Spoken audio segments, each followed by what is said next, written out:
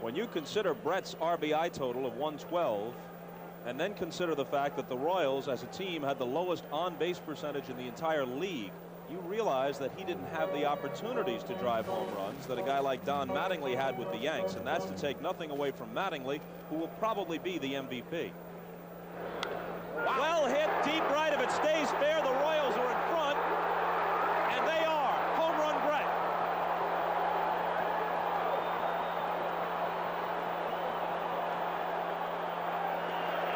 2-2 pitch. Slaps it. Brett makes a fine play. It comes home. What a play!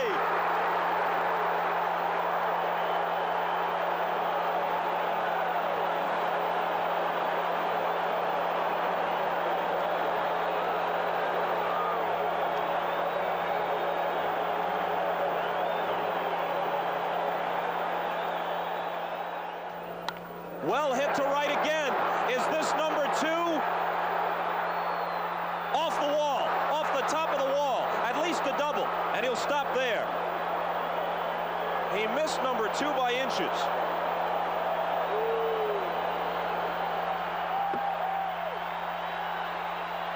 Alexander has to come to him in this situation. Wilson at first, nobody out. Well hit to left center. Back goes Mosby, along with Bell.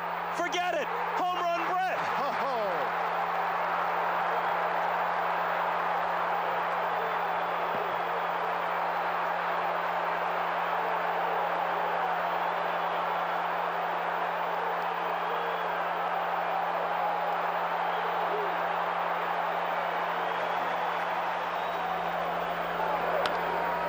Ground ball. Well, he's in a slump. It's only a single. And he's 4 for 4.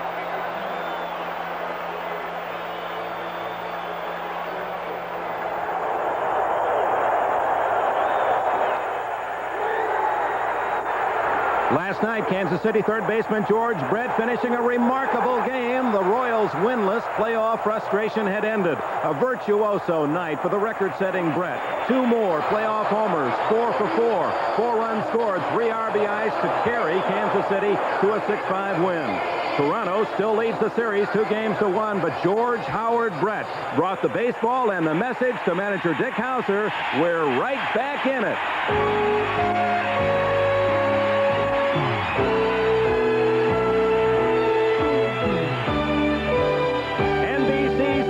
Presents Game 4 of the 1985 American League Championship Series.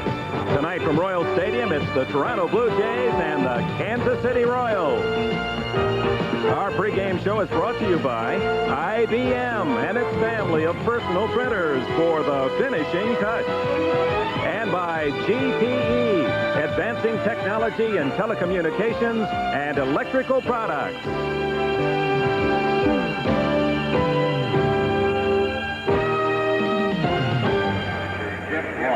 Early evening of a beautiful day in America's heartland. Temperature 60 degrees, not a cloud to be found this afternoon as the Kansas City Royals host the Toronto Blue Jays in Game 4 of the American League Championship Series. A crowd of 40,000 plus, a sellout at Royal Stadium. Good evening, everyone. I'm Dick Enberg. Tonight's pitching matchup, a rematch of Game 1 when Dave Steib of the Blue Jays bested left-hander Charlie Liebrandt of the Kansas City Royals. Home field advantage has been mighty important. No one at home has not lost, and that included this afternoon at Busch Stadium in St. Louis as we go to this report from Bill McAtee.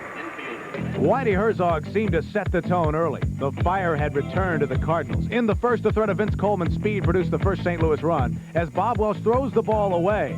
The Cardinals went on to get 2 in the first. In the second, again, the Rabbit Coleman was the catalyst. Off first, Mike Scioscia hurries his throw and throws it away. Coleman goes to third, later to score on Willie McGee's single. 3-0 St. Louis, and there would be more. Later in the second, 2 out, the count full to Tommy Herr, who puts the Bob Welch fastball over the wall in right. 4-0 Cardinals. And there was defense to stop a potential Dodger rally in the ninth. Terry Pendleton nails the shot from Candy Maldonado. Pendleton makes the play on Maldonado at first. The Cardinals win Game 3, 4-2. But the Dodgers still lead the series, 2-1. Some 20 years ago, Fred Haney, the former manager at Pittsburgh and Milwaukee, gave me, before my first broadcast, some sage advice. He said, young man, don't tell me what you think it'll do. Just report the ball. Report the ball. Well, if you'd done that last evening, the ball took you right to number 5, George Brett. Game 4, American League Championship Series. The Royals host the Toronto Blue Jays, and Rick Dempsey, like a lot of kids around the country today, I wouldn't mind emulating number 5, George Brett. Is he something special? Oh, he is. He's no surprise to me because he's done that against our ball club so many times. He comes from a rare breed like Eddie Murray, a Don Mattingly, or a Dale Murphy. Some hitters like that thrive on the moment. If they come up in a game-winning situation, you know you're in trouble. Okay, George Brett, you're a catcher. What do you think when you hear the name? Well, I really do. I think of the essence of hitting. Here's a hitter with a perfect swing. You don't want this guy to beat you. Last night, that classic swing produced a memorable evening. A perfect 4 for 4. In order: home run, double, home run, single. With the league's second-best batting average on the year and the top slugging percentage, Brett, the heart of the Royals' otherwise tame attack, got Kansas City off to a first-inning lead. After saving a run with a brilliant defensive play, Brett in his second at-bat just missed another homer when he crashed a double off the top of the right field wall, part of his 4 hits, 4 runs, and 3 RBIs. Third at bat, Toronto leading 5-3, right man, right spot, a game-tying home run to the opposite field.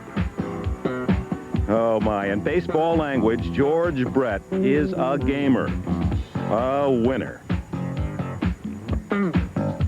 And in his final at bat, leading off the 8th, a pitch out of the strike zone, but Brett golfs a single to set himself aboard, eventually to score the winning run. Indeed, a great night for a great player. So George Brett is a problem for the opposition. He can beat you, Rick Dempsey. So I'm going to be George Brett, and you try to pitch to me and get me out. Now, pardon my NBC jacket. That's all right. If you're George Brett, you can hit in a straitjacket. Okay, let's go through those 4 at-bats last night. Right. The first pitch he homered on. The first pitch was down and in. A good low ball hitter like George Brett, that's right in his power zone. All right, and the second time up, he almost homered. Well, it was almost in the same spot, just a little bit farther in on the inside corner. That's in his power zone, too. But, okay, they're pitching him inside. Now they decide to go away, and he hits the ball over the left center field. They finally got tired of pitching him in, figured they could get nowhere, so they decided to go on the outside corner. They didn't quite get it out as far as I thought they really wanted to. They caught more of the middle of the plate. He drove the ball to right center for a home run. And that ball was up a little bit more. And then the last time up looked like he almost dropped his barrel of the bat into the dirt hitting that one. It wasn't a good pitch, I would say, for George Brett to hit. Not a pitch that he could drive out of the ballpark. But he's trying to pull the ball now. He's 3 for 3 already, and I'm sure with the game tied, he wants to try to hit the ball out of the ballpark. So he's trying to pull a low and away pitch that's probably a little bit off the plate by the time the head of the bat gets to it, and he still pulls the ball in the hole for a base hit. Okay, Rick Dempsey, now you're behind the plate tonight, and you're handling Dave Steib. How do you pitch to me, George Brett, so I don't beat you? Well, if I had to throw him a strike, I'd definitely stay on the outside half of the plate, right definitely on this corner. But if the game was on the line, I definitely wouldn't want to throw him a strike. I'd pitch him out here. If they had pitched him out there last night 4 times like that, they'd have won the game. Well, that responsibility will be up to Dave Steib and his manager, Bobby Cox, and we'll get their feelings when we return to Royal Stadium. Oh, it's a long drive and another line drive to the catcher. Just kidding.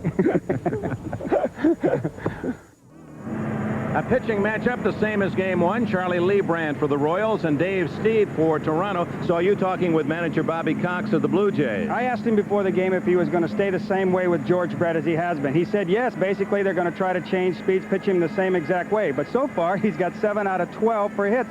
And I don't think he could stay the same way. But that's his decision. Bobby Cox also talked with his team earlier today. He had a meeting, and the subject of the meeting was kind of basic. He just wanted them to play the way that they've been playing all year long, not to reflect on Game 3 too much, not to try to do things that they're not capable of doing. Well, Tony Kubek along with Bob Costa standing by for the play-by-play. Right now from Kansas City, Missouri, we go to NBC News.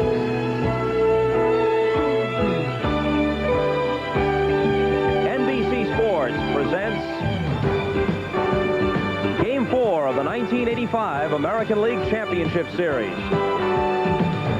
Tonight from Royal Stadium, it's the Toronto Blue Jays versus the Kansas City Royals. And it's brought to you by Ford and your local Ford dealer. Have you driven a Ford lately? By Miller never beer, Miller made the American way since 1855.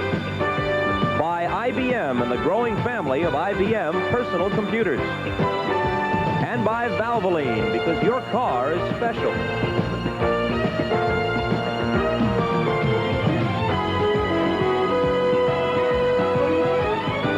After a rainy Friday night in Kansas City, weather is no concern for Game 4. A beautiful sunny afternoon has given way to a perfect evening for baseball, and the Game 1 starters are set to come back.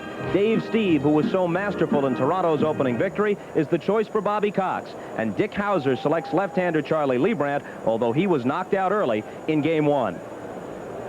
Hi again, everybody. Bob Costas with Tony Kubek. Now, naturally, all of this morning's headlines belong to George Brett after that tour de force performance last night. But there were other stories as well. How about right-handed reliever Steve Farr for Kansas City? He began the year by being released at Cleveland. He was in Omaha earlier in the season, the Royals AAA farm. They brought him up in August. He came in to face Jesse Barfield in the 5th inning last night with the bases loaded and Toronto threatening to blow the game wide open. They led by 3 at that point. Farr retired Barfield, then was unhittable the rest of the way. He kept the Royals close. They mounted their comeback. Farr became the winning pitcher. There were other so-called little stories as well, Tony, and Hal McRae was right in the middle of most of them. Well, they appear to be little during the course of the ballgame. When you recap last night's Royals victory, they were very big, creating that win for Kansas City. If George Brett is the heart of this ball club, and he proved it again last night, then the soul has to be Hal McRae. Guys like White, Brett, Quisenberry say that Hal McRae's the man who taught him how to win. In the 4th inning, after George Brett's leadoff double, McRae went to right field when behind in the count, 1 ball and 2 strikes, advancing Brett to third base for Frank White, and this RBI sacrifice fly on a great play by Jesse Barfield. Again, in the 8th, after Brett led off with a single, again, the cleanup hitter DH, they don't usually bunt very well, a perfect sacrifice, giving himself up again. Now George Brett, the complete player. Instinctively, aggressively, he goes to third base on the ball hit to the left side. The question you've got to ask is this. Watch how closely Mosby gets this ball. Had Brett stayed on second base, would he have scored the winning run? So just when it appeared that we'd have to place the Royals on the critical list, suddenly all the vital signs are good. But they must face Dave Steib tonight. He was simply overpowering in Game 1. He comes back on 3 days rest, something he's done only twice this year. Good move or not? And both times out, he pitched very well. You won't know till Dave Steib takes them on. If he's throwing a little bit sidearm, he'll throw as hard, but the slider will flatten out. The fastball will not have enough action. If he gives them 7, Tom Hankey's ready if they need him. Something to watch early, and we'll come back with the starting lineups and get things started for Game 4. The Royals and the Blue Jays in just a minute. First base, Billy Smith. Third base, So once each series moved back to Missouri, for the Blue Jays, number 7. the Royals and then the Cardinals got it together. Maybe the vibrations moved down I-70 to Busch Stadium because today the Cards got back on the beam, moved to within 2-1 after the Royals had done the same the night before. Charlie Liebrandt, knocked out in the 3rd inning in Game 1, delivers to Damaso Garcia, who squibs the first pitch to Frank White at second, 1 out. And he starts him out immediately with a pitch that he says has made him successful. Same as Doyle Alexander, it is the circle change. We'll explain it as the game goes along. Has excellent motion on it. This is exactly the same lineup. Bobby Cox employed against the 2 left-handers Kansas City started in Toronto, Liebrandt and then Bud Black. Garcia, Mosby, Bell, Johnson, the DH. He's had a couple of doubles in the series, done well for them in that slot. Barfield, who had the homer last night, Upshaw at first base, Orge the right-handed half of the third base platoon. Witt will catch in Fernandez, the shortstop. Mosby takes the strike. The plate umpire is Ted Hendry, working his first ever league championship series and already involved in controversy. The call he didn't make in Game 2, and the pickoff call against the man at the plate, Lloyd Mosby, last night at first base. 1-1 pitch.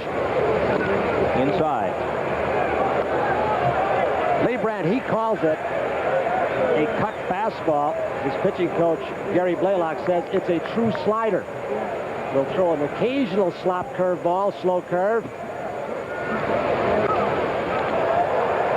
Count levels at 2-2 to Mosby. When you look from this angle right here, as Hendry ducks off the front portion of that plate, it is 17 inches wide as you're looking at it, and Liebrandt will use only the outer edge plus the diameter of the ball. If he gets calls in or out, plus the change of speeds, he can be very, very tough. Probably the worst pitch that he made, Charlie Liebrandt, in Game 1 was when he hit left-handed hitter Willie Upshaw with a man on first base. Maybe he thought he was funny, came too far inside. That had set up a couple of runs. Next inning, a couple of walks, and he was in trouble early. He only threw about 48 pitches, so he should be very strong. In fact, he's got to be careful he's not too strong, because his strength is moving the ball around and change his speed. He's got the comebacker, and he's got Mosby.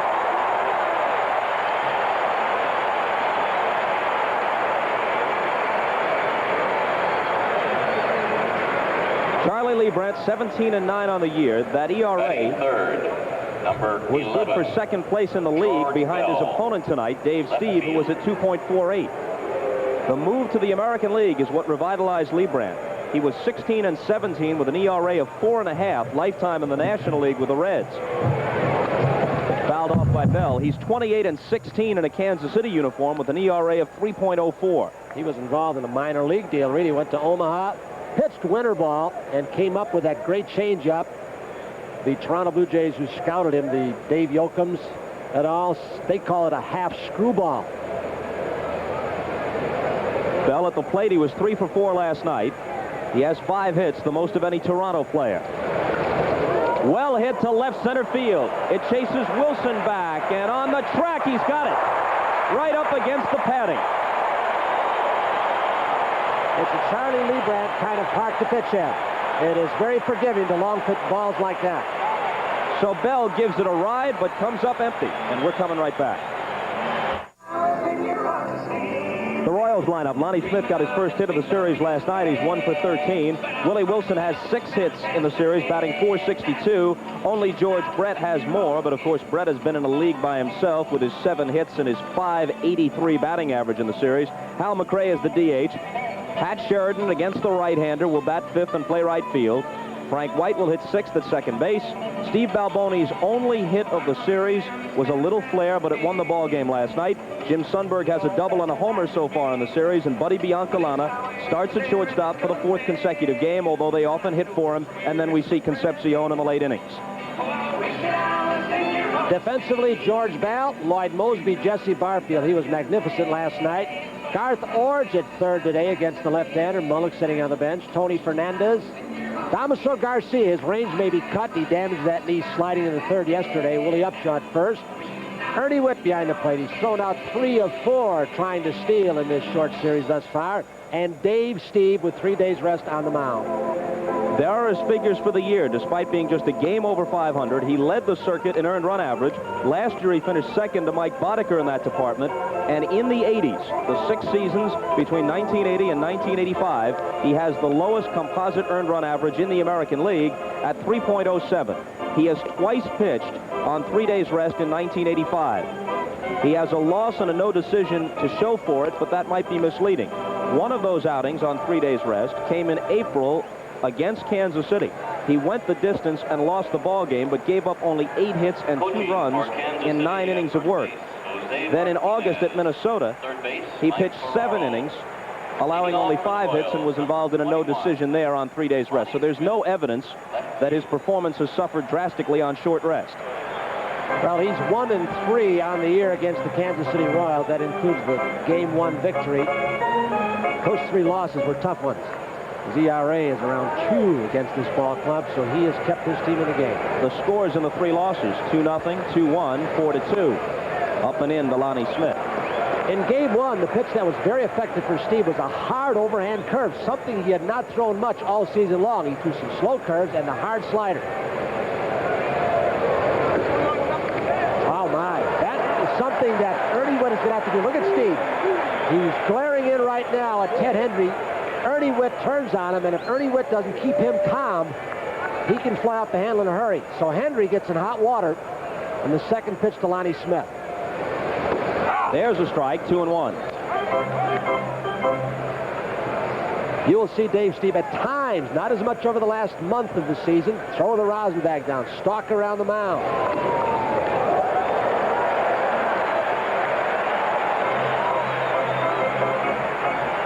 He's a perfectionist. Very, very intense. Excellent fielder, holds runners out very, very well. 3-1 pitch. Walked it. So Lonnie Smith is aboard to start the game. That's the first time that's happened for Kansas City. In fact, something to note, Brett is yet to bat with a man in scoring position. They have not been setting the table for him. We'll see what happens here as Willie Wilson steps in. Well, I think when the Blue Jays came in, Kansas City 2 games up, yeah, they were going to pitch around George Brett. Everybody in the world knew they were supposed to do that. But I think they came in, I don't want to say arrogant, but they said, what the heck? Big ballpark, let him try and hit it. And he did.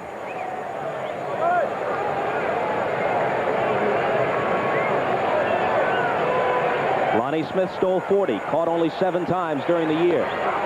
Wilson showed the bunt and took a strike. Steib is quick home, quick to first base.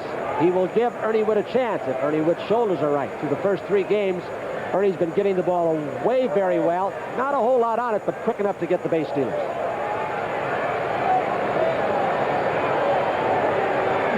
Forge creeping in. Smith bluffs the go. Good bunt by Wilson. And a successful sacrifice. Lonnie Smith was going. Dave Steib quick pitch, and the feet went out from Lonnie Smith. They were skidding. Now here comes Brett. His chapter in the baseball history book is, of course, a work in progress.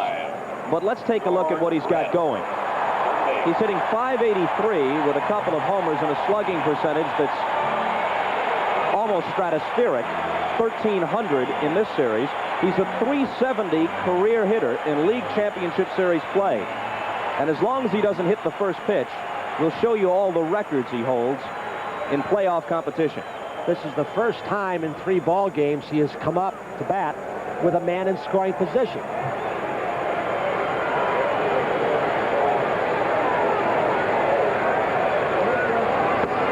Ball 1. Steib challenged him in game 1. Brett got 2 hits. These are overall major league records that he either owns or shares. 1-1.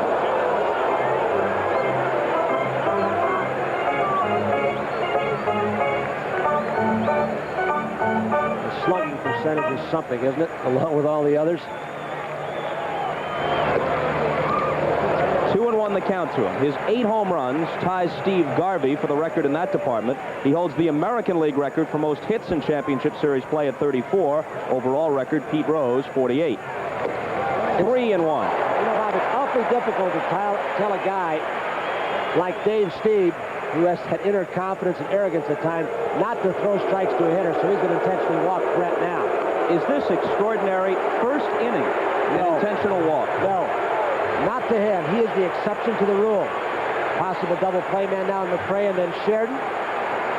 The guy is beating you, and you do not pitch to him. The only time you do is when it's the last of the 9th, and it's a game-winning situation. That intentional walk figure tied Ted Williams' American League record. The overall Major League mark was held by Willie McCovey, who got 45 intentional free passes in his MVP year of 1969 with the Giants. When I said it was extraordinary, I wasn't questioning the strategy. What I merely meant was that you have to have an extraordinary player to see that happen. And that's certainly the case with Brett. Now McCray, 2 on, 1 out. Curveball for a strike. And George Brett is watching Lonnie Smith, the lead runner, very carefully. Lonnie Smith may have the green light with McCray up, and he will flash a sign to Brett if he's going. See, he's not even looking at Ferrara. If he thinks he can make it, he's looking at Brett, the 2 middle infielders, and Brett wants to be sure he'll follow him up if he goes on his own. Curveball is bounced slowly towards second. Up with it, Garcia, and he throws McCray out as the runners advance.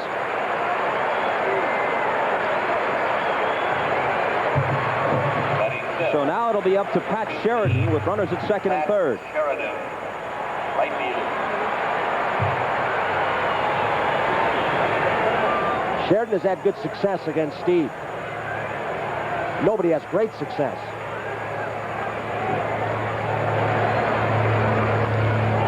A drive to center. Mosby has a beat on it. And the Royals strand 2. No runs, no hits, a couple of walks. 1 complete. No score at Royal Stadium. The Royals defense behind Charlie Liebrandt. Remember last night when Lonnie Smith on Garcia's double couldn't get the handle? Garcia went to third base on the air, and who picked him up? 00. That man again, George Brett. Designated hitter. Brett played a complete ball game last night, and here's what happened. Mosby, watch Brett Garcia, off third, maybe looked a little too long. Off balance, a bullet to Sundberg to get Lonnie Smith off the hook. Cliff Johnson, who had only one extra base hit in 5 weeks with the Blue Jays after they reacquired him from Texas, has smacked a couple of doubles so far in the series. 2-0. Hitting instructor Cito Gaston does have a game plan, if there is such a thing in baseball, for the right-handed hitters, especially the youngsters like Bell and Barfield, to take that Liebrandt circle change, the semi-screwball, and go the opposite way with it. Liebrandt and Sundberg know that. They run the slider in on the fist, try and break your back. The performance in Game 1 notwithstanding, Liebrandt has been tough on the Blue Jays this year. ERA for the season against them under 2. Record 2-0 during the regular season. Foul back to the screen, 2-2. In League Championship Series play, Liebrandt is now 0-2 lifetime with one bad outing, Game 1 of this series, and one heartbreaking defeat in Game 3 against the Tigers last year when he pitched 3-hit ball for 8 innings and lost 1-0, the only run coming in on a ground out early in the game. Of course, Charlie Liebrandt in his career with Cincinnati, although a brief one, did pitch to the great Johnny Bench, the future Hall of Famer, and he said, although I didn't do that well consistently, he taught me about something, especially that I better come up with an off-speed pitch to control that outer half of the plate to right-handers. The count is full to Johnson, leading off in the second. He thought he had the walk. Come on back, left.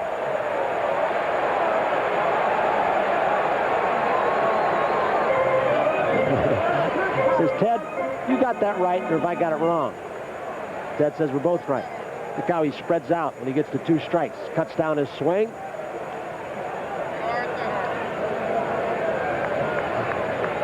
He can't blame the scoreboard. That was right all the way along. So Heathcliff has to go to Hacken again. He's got the walk this time. Big smile as he trots down to first. What else could Jesse Barfield stepping have done last night to help his team win? Went deep to right center a couple of times, rifled a home run to right field. But Brett overshadowed him, and Steve Farr. Is this guy the best defensive right fielder in the American League all around, or just the best throwing arm? Well, I would say you'd have to put this man right here and Dave Winfield on a par. Winfield throws well, runs, gets the ball, hits for power, has speed, drives and runs. But Barfield's just 25. And this is the first year that he has played every day against right and left-handed pitching. He might, in that park up there, someday hit 35, 40 home runs.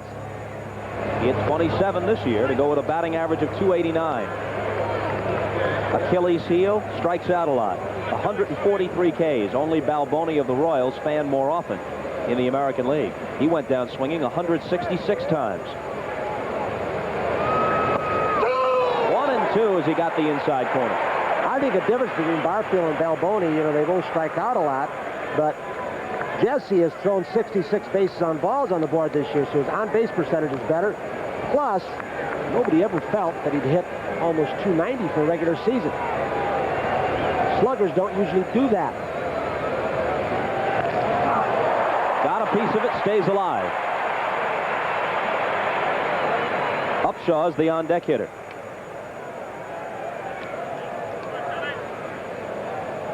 Sundberg regarded as one of the most crafty game callers of all the catchers in the major leagues. Hello. Jim Sundberg, they got him to work with his young pitching staff. Saberhagen, who is okay today, hit off the left heel. A bullet and a fair ball by Brett, extra bases. Cliff Johnson on his way to third. Lonnie Smith fields it cleanly in the corner. Williams stops Johnson, and it's a double for Barfield.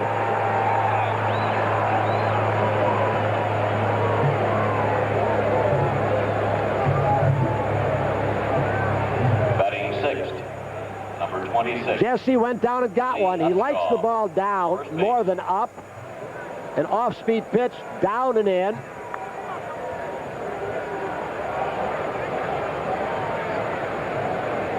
So now the Blue Jays have something shaken in the top of the second. Second and third, nobody out. Infield is back, and Upshaw takes a strike. We had a chance on that ball when it's scooted by Brett. To show you also that that outfield is still very wet, and it will scoot by the outfielders through the gaps especially.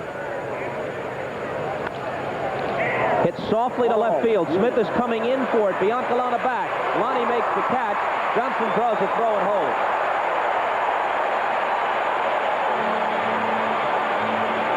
Lonnie Smith had to come a long way. He wasn't playing on the left field line. He was playing rather deep and toward left center. The ball was not hit well. So Lonnie Smith, we've said it before, Third base.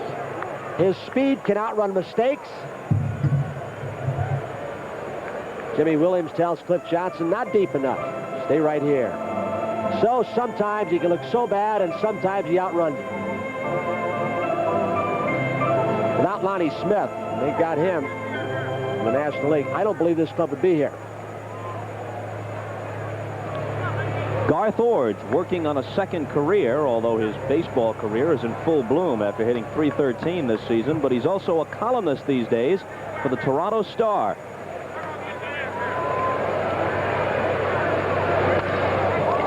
Into center field, Willie Wilson coming on. Too shallow for Johnson to make a move. And the runners remain anchored with two gone. Little turned over fastball. So both Upshaw on a cut fastball, now Ordge on a little sinking fastball, running away, hit it on the end of the bat, and can't drive it deeply enough. If you get it to either left or center, relatively deep, medium, you're going to score on those throwing arms. Some pretty good pitching so far by Liebrandt. He faces the left-handed hitting Witt with switch-hitting shortstop Tony Fernandez on deck. As we told you earlier in the series, had Buck Martinez not broken his leg in a home plate collision with Phil Bradley, Martinez would be seeing the bulk of the duty in this series. Since before his injury, he was platooning and playing against the left-handers, Witt against the right-handers. That's a strike. And in game one, Ernie Witt turns on Henry saying, wait a second, pal. Thought the ball was low and outside. So the umpires continue to have some problems. Charlie Liebrandt was strong both out of the gate and down the stretch. American League Pitcher of the Month for April and September. On the way to an overall record of 17-9, the 1-2 pitch. He got it. He came up with it, and he'll take care of Witt. The Blue Jays had second and third and nobody out, and that's just where they are when the inning ends.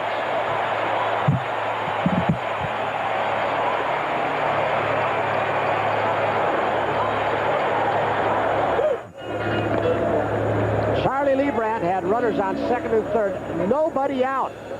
Second and third. Popped up Upshaw and Ordge. Witt hits it very hard on a little slider, and as soon as Liebrandt released that ball, he became the fifth infielder. With a glove on that side instead of the other side, he had a much easier play, and it was a good one. A look at the umpires. Dale Ford on the left field line. Jim Evans in right field. He was behind the plate last night. Dave Phillips, who will work the plate twice in this series if it goes 7, is at third base tonight.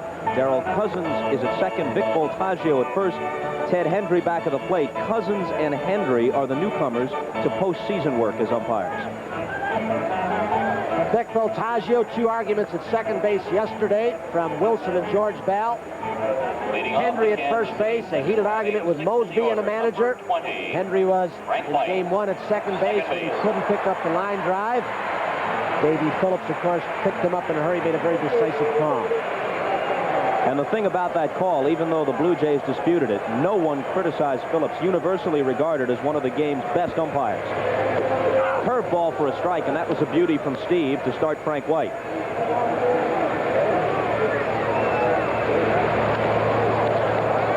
the fists and backing up is Garcia. 1 out. Steve had some elbow stiffness and tenderness all the middle part of the season. He's had trouble that way during the hot summers because of his slider at times. He throws it so hard, he's gotten blisters. No blisters this year because he didn't throw the slider as hard. But when he gets elbow stiffness and the shoulder gets tired, he drops down almost imperceptibly. But the things flatten out. And we'll keep an eye on that as the game progresses. Balboni. Did he not throw the slider as hard this year at times because he was favoring that elbow? He did early in the season, went away from it in the middle of the season, and about the last 5 or 6 starts, the slider came back. He throws the slider as hard, but when the palm of the hand faces up in the air, flattens out, it stays on one plane. He will come from the side on occasion. It's not quite sidearm, he's side and 3/4. And Balboni swings and misses at the curveball and goes down on 3 pitches. I think for a while, not just the mechanics of Dave Steve, he said they were messed up, but he kind of fell in love with that sidearm curveball and fastball to right-handers because he saw Doyle Alexander so effective with it. He tried it, got in a bad rhythm, bad mechanics, and had to struggle getting out of it. The little flare base hit that wound up as the game winner must have soothed Balboni's frustrations a bit last night, but still overall in the series, he's now 1 for 13. And he has only 2 hits in postseason competition last year and this combined.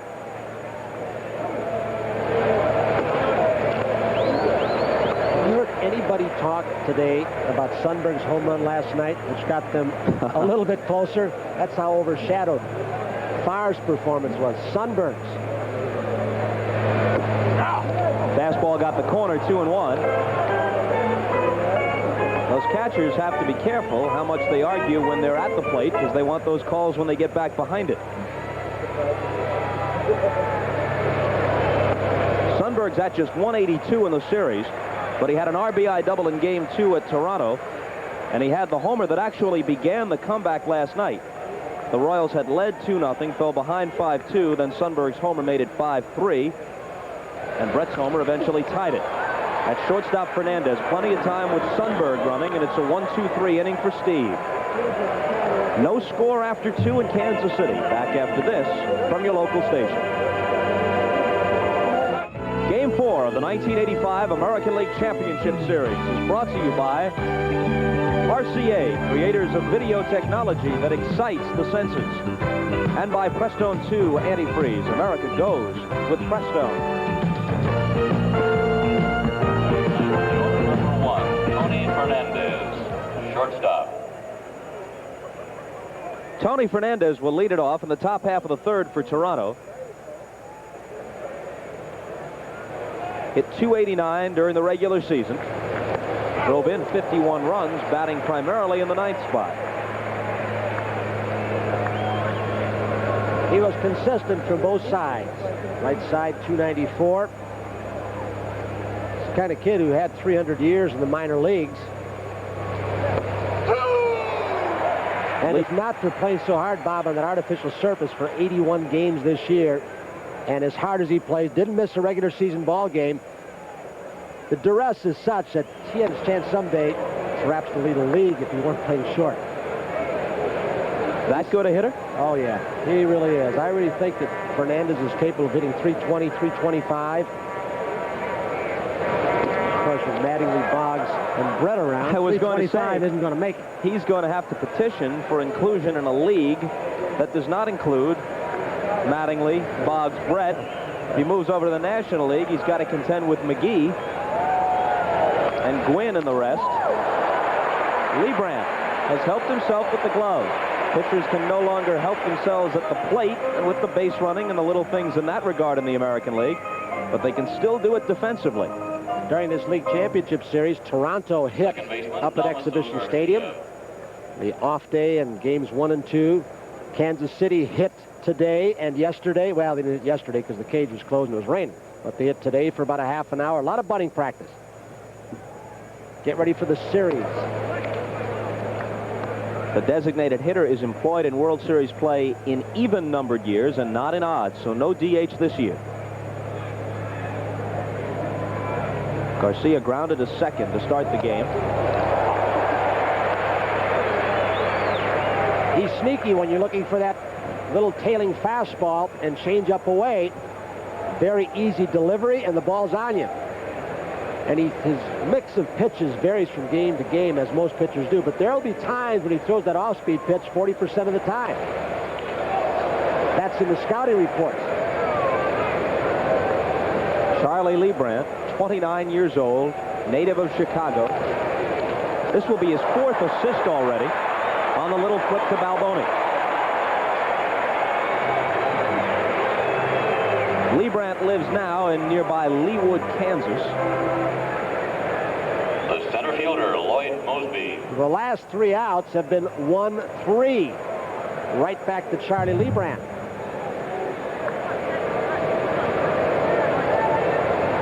Gary Blaylock.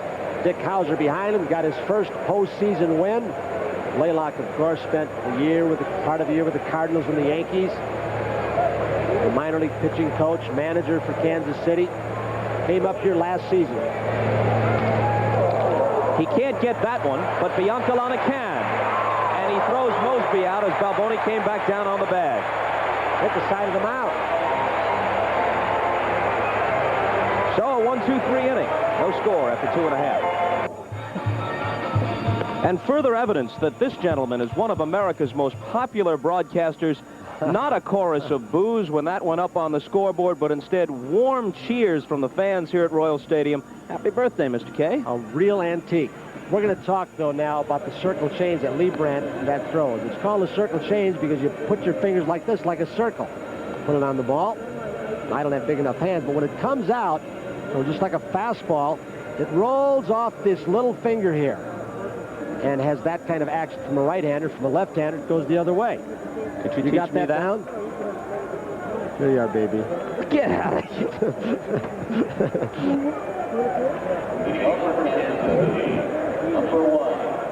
By the way, under the heading of unfinished business, you mentioned that Brett Saberhagen was all right after being hit on the left leg by that liner last night.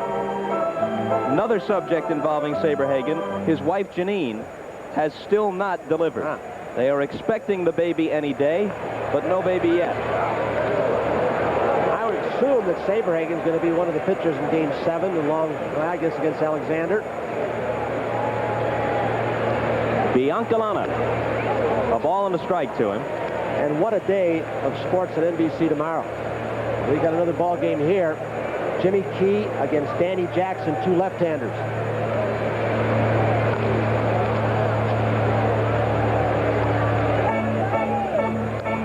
1-2 to Biancalana. So we'll have NFL 85 at 12:30 Eastern Time. Bill McAtee sitting in tomorrow afternoon. And Larry King has a big baseball story along with the football news to break tomorrow. And a full slate of football games and 2 baseball games. Biancalana, overmatched, goes down swinging. That fastball of Steib's is not only around 90 miles an hour, sometimes over that, but you saw the movement. That one ran away.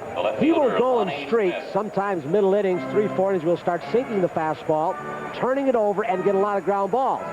Then, when you catch up to that, he comes right back and powers you away. Lonnie Smith walked in the first.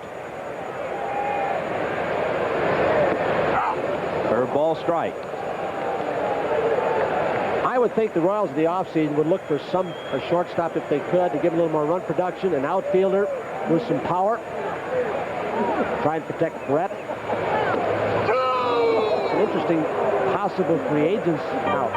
Will it be Kirk Gibson or will he re-sign with the Tigers? I would think they'd almost have to. This is one place he's indicated he might like to come to.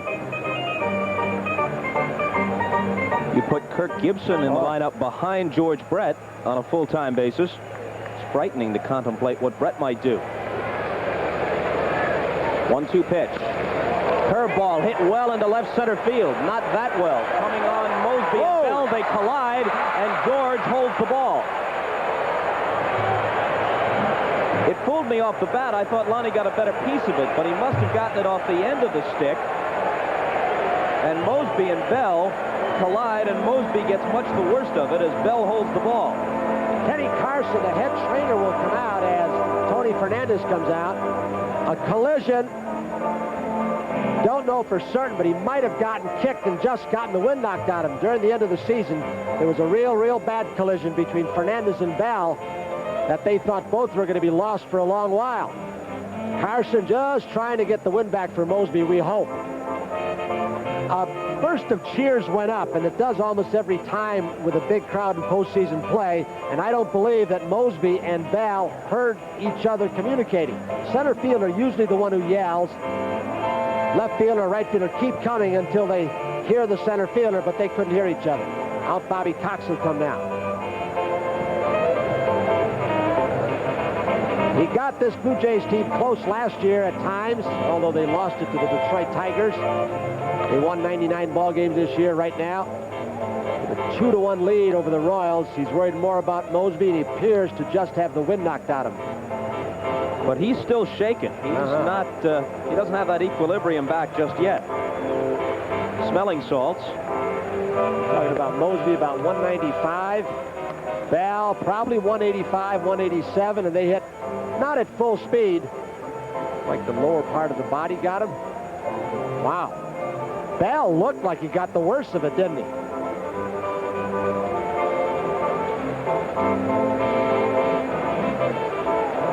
So Mosby is just now walking back toward his position. Fortunately, Bell held on to the ball because Lonnie Smith, with that good speed, would have been on third. Here's a look back at the collision you mentioned during the regular season between Bell and Fernandez. It came against the Red Sox. This Bill is Buckner at the plate. Roll it, boys. And watch how George Bell clotheslines Tony Fernandez. Whoa. You're talking about something that scared a lot of Blue Jay fans and ownership. Bell missed the next day. Fernandez played. Fernandez never missed a game all year. Wilson. That's out of play down the left field line. They're not trying to pitch Willie Wilson out over the plate. They want to bust him inside. He had a pitch that he could slap by Garth Ord because he was playing very shallow at third.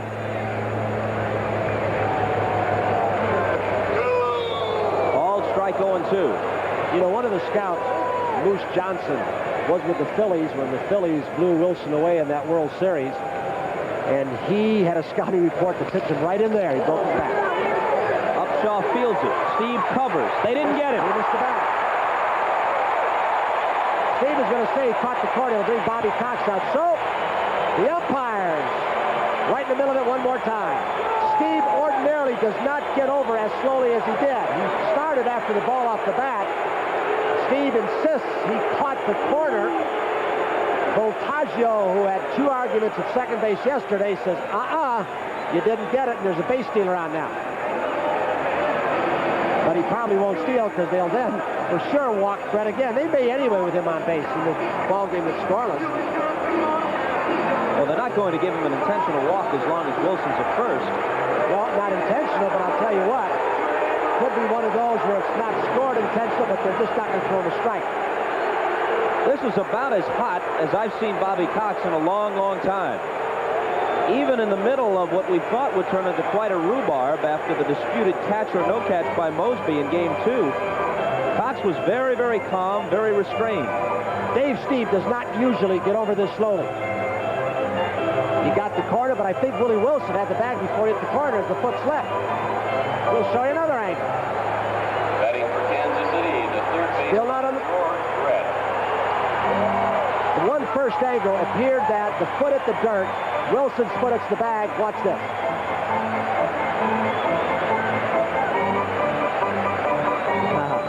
You're going to get an argument either way on that one. This has not Either been way. an easy series for the umpires, not by any means. Everyone, even the 2 calls by Voltaggio yesterday. Bell, did he have the tag on when he overstood the bag? So now Brett who was walked intentionally after the count went to 3-1 on him in the first inning. In 8 innings of work in game 1, Steib allowed 3 hits. Brett had 2 of them, a double and a single. Dane Orge had a pinch double for the other one. Strike 1. Well, so far the pattern has been to Brett. Pitch him away and make him beat you to the opposite field. He will adjust, and he can hit the ball very hard, as we saw last night to left center. Hit hard, but it's right at Fernandez. He takes it himself and barely beats Wilson to the bag. Wilson's ball, by the way, was ruled an infield single. The first hit, Steib allowed. 3 complete. Totals are identical across the board. You couldn't ask for a more beautiful evening for Game 4 of the American League Championship Series. This obviously proves nothing, and yet it is a statistical oddity. The Western Division representative in the American League playoffs hasn't won the 4th game of a League Championship Series since the Royals beat the Yankees in Game 4 in 1976. Doug Bird was the winner in relief over Catfish Hunter, although the Yankees came back and won Game 5 and went on to the World Series on the Chris Chambliss home. I find that pertinent to tonight's ball game. Why? Qualifying, did you say? Bell crushed one to deep center in the first inning, and Wilson hauled it in a step shy of the fence. 3-1 pitch. Fastball in the air to left. Smith trots in and has it. When Liebrandt's in a groove, he is such fun to watch, like watching a Catfish Hunter, a Whitey Ford. The designated hitter. Tom Seaver, now that he's no longer a sheer power pitcher, change speeds, hit the guy in the end, hit him on the fist, get him out in front, get lazy fly balls. He's in a groove thus far. He disproves how much a radar gun means. You know, he pitched 8 complete games this year, and prior to this season, he hadn't pitched one since 1981. He gets stronger all of a sudden. He has come up with that pitch in winter baseball. That little circle change, and the fastball looks that much faster. Of course, he's had to refine his control, too, which is, in most cases, right on the edges. 1-1 to Cliff Johnson.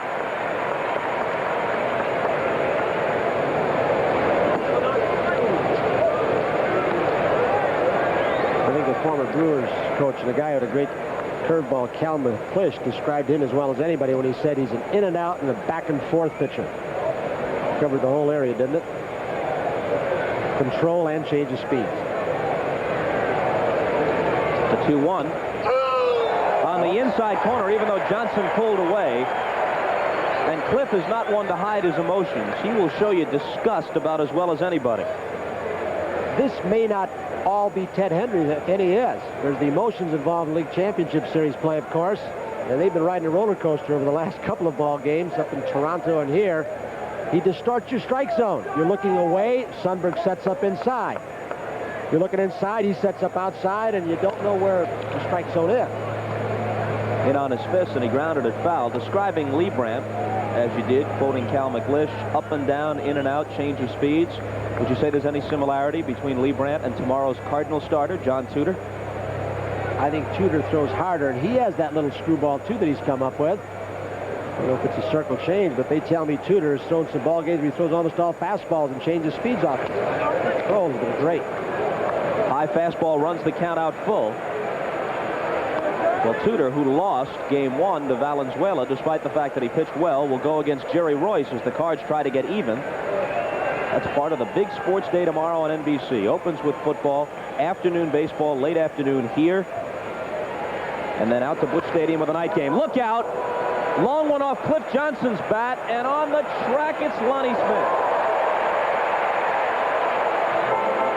Well, I think that ball right there disproves the theory of people say the ball is deadened by wet, moist air. Wet air, as we had last night, is actually lighter. Right fielder, Jesse. And last night, that ball might have caught the seats, even though it got up on the fists a little bit. Tonight, a little drier out, and the ball doesn't go.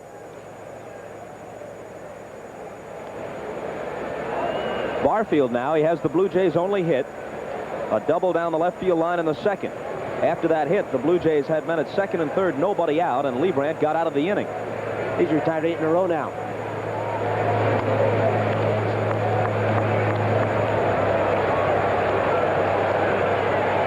You think he'll have a cut if this ball is in his zone?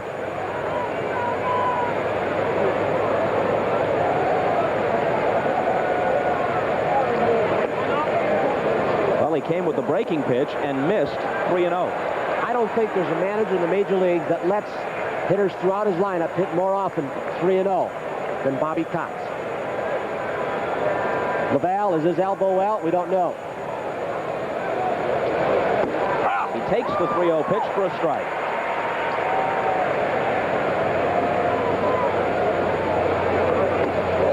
Fastball on the corner, 3-2.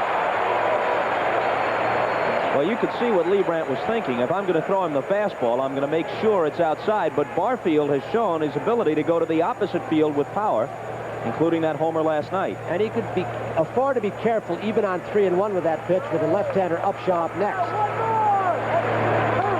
He reaches for one and fouls it out of play. That would have been ball 4.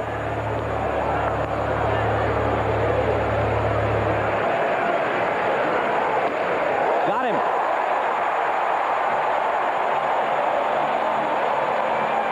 It's the first strikeout for Liebrandt, who has yielded but one hit through 4 innings of work.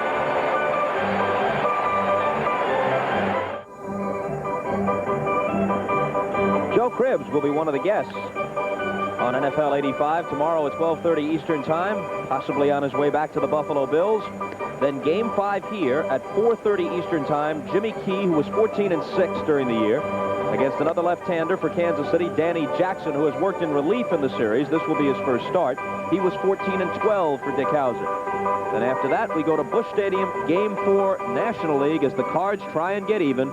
Tudor against Royce. You think there's going to be a lot of popcorn pop and eating tomorrow with all that day of sports on NBC?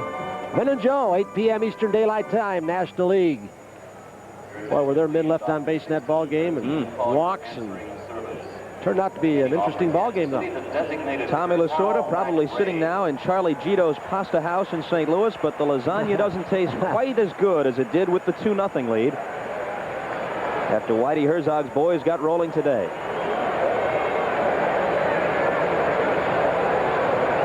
Hal McRae still has not taken batting practice because of that pulled muscle in his side.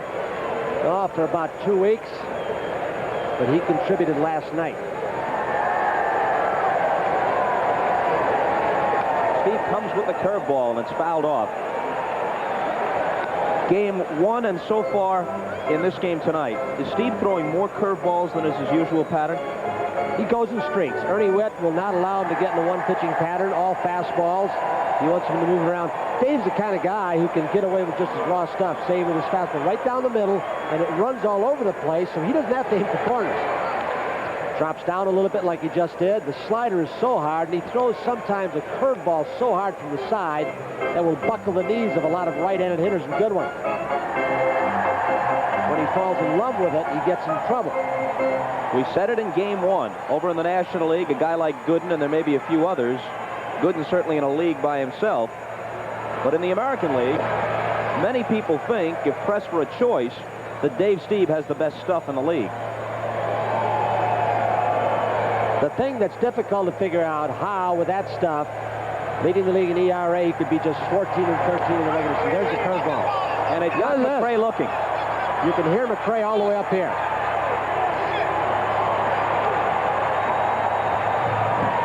Wow. Did he take off on Ted Hendry, the home plate umpire? It was a very hard curveball. Perhaps a slider. From that angle, it looked like it was right down the middle. So perhaps it's just a little bit of psychology to try and shake up Ted Hendry, because it looked like an outstanding pitch. If it was psychology, McRae's continuing the act all the way into the dugout. He looks like he's steamed to me. Third strikeout for Steib. Sheridan flied to center to end the first. And Steve's ahead of him 0-2. Well, the pitcher's duel we expected in game 1 and never developed may be shaping up here. Steib did his part in the opener, but Liebrandt was gone in the 3rd inning. Toronto won it 6-1. Goose eggs so far tonight. There's a waste pitch that had absolutely no purpose. Why? Because it was so far out of the zone that... What did he accomplish? Did he come in now? Stayed out there. So you're saying if you're going to waste one, make it look good enough that there's at least a temptation. Yeah, curveball down if you can control the curveball, a slider. Down and in off the plate, a fastball up and in. 2-2 pitch. Curveball got him. It's kind of situation where, and I'm not one to tell Steve about a pitcher, Ernie with the catch. Heck, why not go after him with the curveball he's pitching with 3 days rest? Try and get him with the blow away without wasting 2. So far, in the playoffs at least, Steve can have a very terse answer. Look at the results. Not much to quarrel with. He doesn't have as much tension in his face today as he did after all those postseason losses. But he also knows that whatever momentum they picked up last night, and momentum is usually a word that is misapplied when you talk about a game like baseball, but I think it did apply last night. Such an emotional, dramatic win. That momentum can be quickly squelched when you face Steib and he has his good stuff. And I think so far we've seen it in this packed house crowd. They really, a lot of them were here last night and saw what George Brett did. They were so charged up, it was a relief to go home and get some sleep, but they're not into the ball game yet, but it's a great pitcher's duel. They arrived psyched, and so far, Steib has quieted them. Check swing, Upshaw. Steib covers, and again he retires them in order. He did a Pete Rose who spiked the ball and booed him. We'll be right back after these messages from your local station. We go to the 5th. Scoreless duel thus far, Liebrandt and Steib. Upshaw, Garth Orge, and Ernie Witt do for the Blue Jays. And Upshaw slaps it foul for strike 1. Bob, I think when you had come out of spring training with the Blue Jays, and if somebody would said that Upshaw and Mosby, who are going to hit in the 3-4 spots, against right-handers 3 and 5, against left-handers, that they would have 33 home runs between them during the course of the season, 116 RBIs between them, you'd say it'd be impossible for the Blue Jays to win it. And yet they did it with balance in other parts of the lineup. And again, that's why, despite the formidable competition, which is sure to continue in the American League East, a lot of people are very optimistic about the next several years for Toronto, because no one had what's likely to be a career year for him, and yet they still won 99 games. They only had one pitcher win more than 15. That was Alexander. Steib was just a game over 500. That man had a lot to do with it. He had a lot of patience through some adversity. Bobby Cotton. Balboni knocked it down. And Liebrandt beat Upshaw to the bag. So Balboni, who has a couple of errors in the series, comes up with a good defensive play there. And I tell you, that one was scorched by Upshaw. He has good hands, although on that pickoff up in Exhibition Stadium, the ball got by him. But the way he stretches, he has saved errors for the left side of the infield, and George Brett will tell you that. This ball has got single for sure, and if it curls around Balboni into that corner, perhaps double. Liebrandt over a little slowly, gets the feet crossed up, but just beats Upshaw's foot to the bag. Another tough call for Vic Voltaggio. Did you see the intensity and all-out sprint of those two guys to the bag? This is the toughest baseball played during the year. World Series still is. There's Voltaggio, the former police officer. So when I went through that door, I guess it was New Jersey, and saw my partner got shot up, I thought I'd get in something easier. He got into umpiring. Relatively easier. 1-1 to Garth Orge.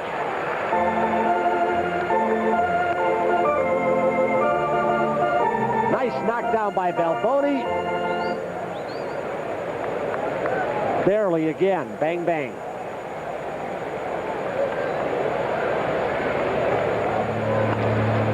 Jammed him, and it rolls to Brett. Long throw, got it. 11 in a row set down now by Liebrandt since he pitched out of that second and third no-out jam in the second. The catcher, Ernie. And there hasn't been a ball hit a Blue Jay bat in that stretch on the sweet part. I guess Upshaw's did. That bullet he hit down to Balboni, so maybe one. Two other balls hit well in the game. A long drive to center by George Bell in the first, and the double by Barfield in the second. Strike one to Witt. 33-year-old Ernie Witt. The Blue Jays have been his only major league team, an original Blue Jay, as a matter of fact, one of three. Garth Orge and Jim Clancy, the others. In on his fists, a weak roller, broken bat. Balboni to Liebrandt again. 9 ground ball outs now for Charlie Liebrandt.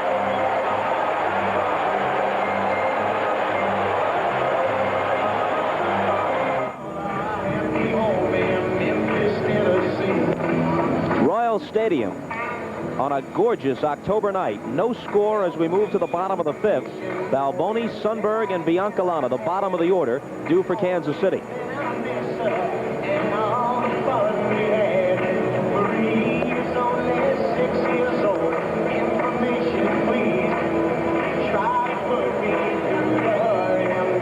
Dave Steib will go to the bottom of the fifth to face Balboni, Sundberg, and Biancalana. There have been just 2 base hits in this ball game. For Kansas City, the first baseman. A Willie Wilson infield single and a Barfield double in the corner in the second.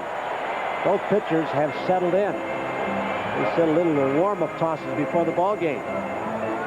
You know, earlier in the series, I mentioned what Dick Hauser said about Steve Balboni during the season. I can't tell if he's in a slump because he swings so aggressively the same way, whether he's hitting a homer, as he did 36 times, or striking out, as he did 166 times. I talked with some of the Blue Jays about it, commiserating with them about the fact that Balboni, who appears to be in a slump, beat them with a little broken bat or flare type of base hit. And they all said, well, we can't tell either. It doesn't appear that he's swinging any differently than he usually does, and he might jump up and hurt us eventually. Well, you just saw some emotion from Balboni as he tried to check his swing. Ted Hendry asked Vic Voltaggio. He popped up the right hand, and Balboni didn't say anything, but see if you see an emotion. He thought he checked his swing. He went across the plate. Pop back out of play. They say he's a mistake hitter, but I think there's certain pitches, if you get the ball out and you think it's good, out, away, not necessarily low and away, belt high, mid-thigh high, he can crush it. Good part of right and left center field. Lee May has asked him to hit to the opposite field more often. Right center especially uses power. Curveball, he goes down swinging for the second time tonight. That's the 5th strikeout for Steib. And as Sundberg strides to the plate, let's go back to last night. 5th inning. The Blue Jays had scored 5 times in the top half to claim a 5-2 lead. And Sundberg put one a couple of rows in left field. And that started them on the way back. Well, Alexander had control trouble all night. Came from the side that time, left it right inside nut.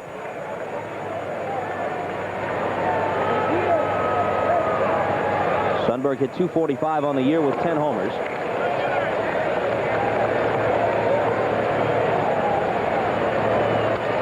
Curveball in the air to left. Bell almost in his tracks. Now backs up and takes it. When Steib is in the kind of groove he is right now, throwing the ball hard and with a very crisp slider outside part of the plate, against right-handers anyway, it changes the defensive alignment. They can play most of the hitters toward right field. They'll shift over to left field now, of course, for Buddy Biancalana. And Orge, as you see, creeping in, guarding against the possibility of a bunt. Fouled out of play. Bobby Cox said after game 1 that he considered yanking Dave Steib at the end of the 7th inning. He eventually took him out after 8 and let Henke work the 9th, and Henke yielded the only run. The Royals scored. And of course, Cox was looking toward the possibility of using Steib on 3 days rest and sparing him any unnecessary work. Line drive right at Fernandez. So Biancalana got a good piece of it, but comes up empty nonetheless. 5 complete, no score. Charlie Liebrandt has set down 12 Blue Jays consecutively now. We've talked about his control of the strike zone, moving the ball in and out, his movement on the ball, change of speeds. There's one in. There's one out to Barfield. Little circle change. For the Toronto See where he goes with the this. shortstop, Tony Fernandez. Stayed right outside. He does not use, when he's right, and he has been over the last few innings, that middle 12, 14 inches of the plate and hit the meat part of the hitter's bats. Fernandez is 0 for 1, and he takes a ball. We receive a note from some fans here, and I'm sure they're not alone.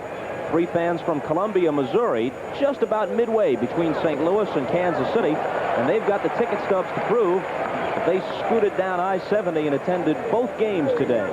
Dodgers and Cards at Busch Stadium, Blue Jays and Royals tonight in Kansas City. White at second base. Takes care of Fernandez. We remind our viewers we'll select the NBC Light Beer from Miller Player of the Game at the conclusion of the contest, and right now the 2 pitchers have the inside track. 13 in a row set down now by Liebrandt. He's gotten 10 ground ball outs. He's making it look easy. Jim Sundberg's sitting back there like he's in a rocking chair. Just put the number down, put the target up, and let the defense do the job. Player of the game didn't seem like a sufficient accolade for George Brett last night, did it?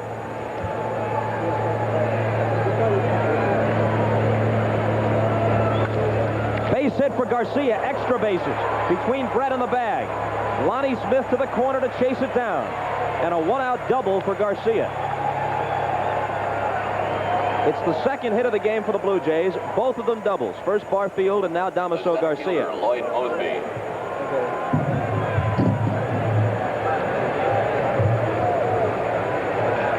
It was almost like Garcia was decoying, wasn't it? The first pitch from Liebrandt, he stood there, had no intentions of swinging.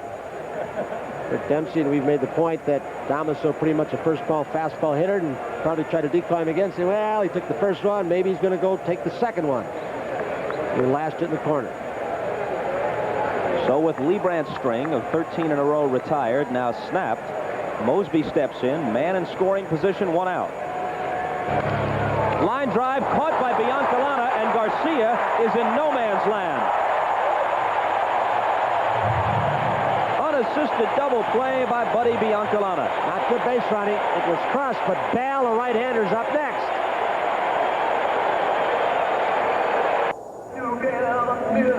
The old crow, Frankie Crissetti, who coached so long for those great Yankee teams, had a rule with base runners: never get doubled up on a line drive.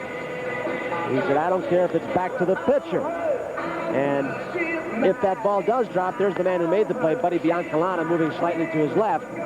The ball gets by, hits the ground, he's going to score anyway. If he's standing on the bag, he's in scoring position for George Bell, who's scheduled to hit. You don't have to tell Damaso Garcia that he made a mistake. He knew it. Not only is Royal Stadium a beautiful ballpark, but an excellent selection of between innings music. Manfred Mann singing Do-Wah-Diddy, Diddy-Dum, Diddy-Do as we move to the bottom of the 6th. Played all the time. Top of the order, Smith, Wilson, and Brett. Orange up very tight at third base now. Upshaw moves in case Lonnie tries to drop a ball down.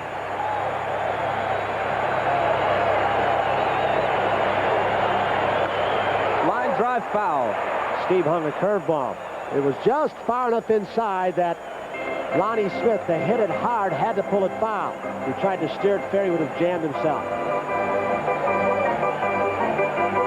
Watch where this rolls and just stays right there. Just below the belt, inside corner.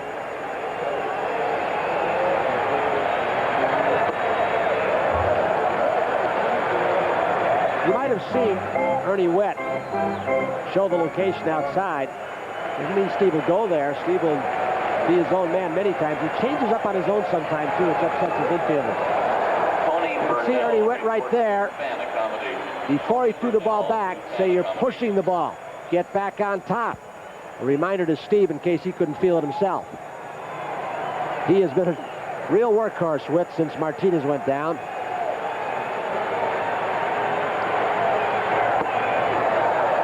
Curveball up and in, and it's 3-1.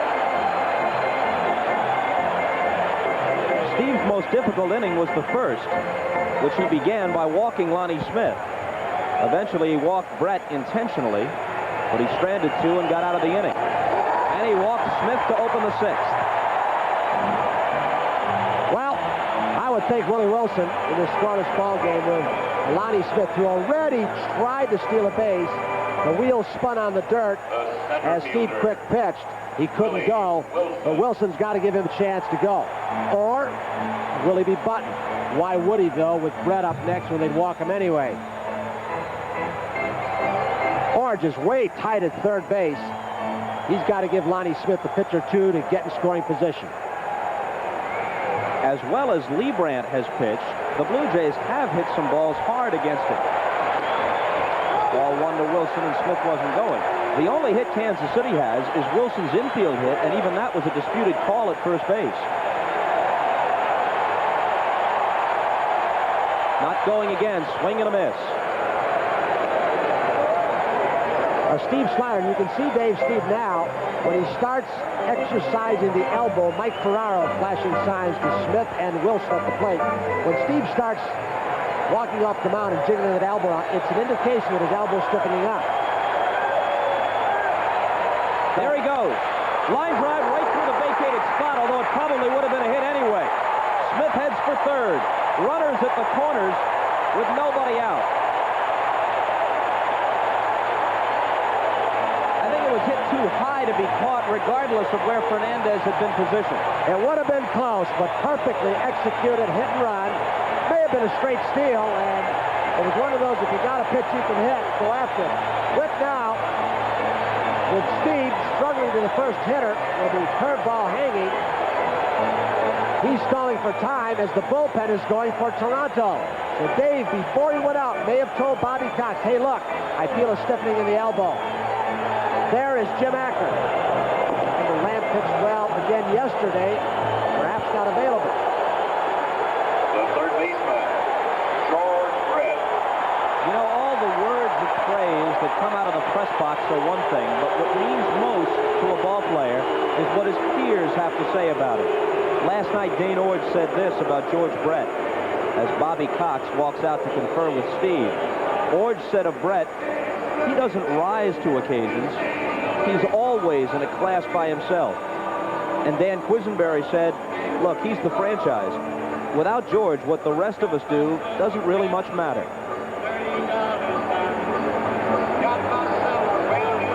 They're stalling for time. He may be stiffening up. This will be the first time that George Brett will come up in this league championship series with a man in scoring position. But as he showed last night, he doesn't need him sitting at second or third. As well as Steve is pitching, the essence of the whole ball game may be right here. This one confrontation with the guy most likely to hurt him, although Willie Wilson has both base hits against him so far. They're going to walk him intentionally to load the bases. Isn't that great? This is the final tribute right here, folks. Can you blame him? No outs. You see these kinds of stuff, and I have before. Ted Williams, I'm sure it's happened to George Brett before, although I can't cite you chapter and verse, what time and day and what year. When it happens, you're looking at greatness. Bobby Cox says, I don't care. Jimmy Williams says, I agree with you. Isn't this incredible? There is respect, and then there is reverence. What a tribute. We're going to get the infield in for a play at the plate this late. Hope they can get the ground ball off the bat of McKay. Or Steve, if he's got enough left, maybe going strike now.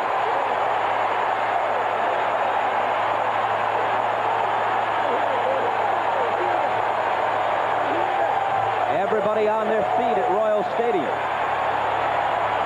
The old pro Hal McRae. Curveball fouled away. And it was up in the strike zone, a curveball that was not a good pitch. The Royals' surge late in the year almost coincided with McRae becoming their everyday DH. When he assumed that role on a full-time basis on July 21st, he averaged about an RBI a game for almost 2 months after that. Steib is taking a lot of time. He stood on the dirt portion in front of the rubber, stalled for time. He is stiffening up, folks, and he asked for a new ball. He's buying time.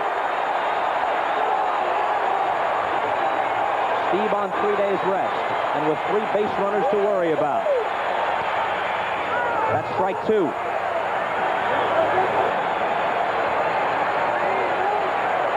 Oh-2 pitch. Wow. McRae, what is he saying? That ball nicked his helmet? He's saying it nicked the bill of his helmet. That was close. He was diving into the ball, going the other way. He almost got it. Not an easy play for the catcher either. Ernie Witt had to reach back there. Here it is from low home. Look at McRae smile after that. Curveball misses, 2-2. He actually tried to get hit by that ball. Did you see him dive into it and turn his shoulder? He'll take anything you give him. This is the one Steib wants to decide it on. Doesn't want to be a pitch away from forcing in a run.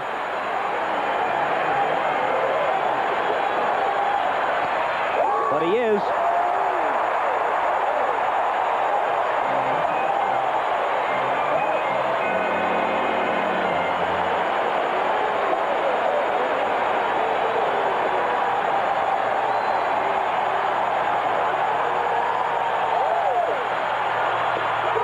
Walks in the first run.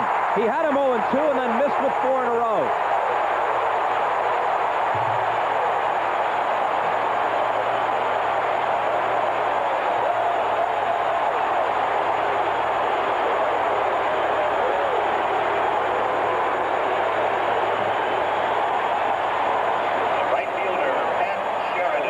Well, in light of what Brett has done, Bobby Cox's move might have seemed logical. But Steib's sudden streak of wildness turns logic to lament for the Blue Jays. And also the question Bobby Cox knew before the ball game that he would have to answer. Did he do the right thing in pitching Steib with 3 days rest? He knew it. He knew he was subjecting himself to second guessing. He'd used Clancy in relief. Some thought if he had the lead 2-1, but he conferred with Steib after he threw yesterday. Before the ball game, Steib said, "I'm okay." His troubles began when he walked Lonnie Smith to open the inning. Wilson singled to put men at first and third. Brett was walked intentionally. Sheridan swings on the first one and pops it up. The infield fly rule will be called. Garth Orge catches it near the mound. That's the first out. Steib didn't have a whole lot on that pitch either. Not that crisp fastball. He threw the ball down to a pretty good low ball hitter, Sheridan, and he got away with it. Now he goes with a Rosenbach, banging it around, trying to psych himself up. That's why the opposition gets mad at him at times. After the intentional walk to Brett, the quite unintentional walk to McRae forces in what is so far the game's only run. So 3 walks in the inning.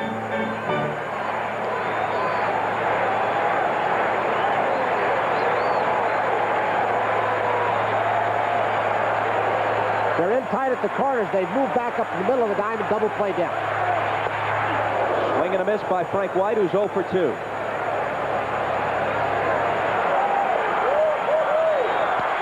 Curveball, hit to Fernandez. They might get out of it. To Garcia, low throw, got it anyway. Upshaw scooped it up.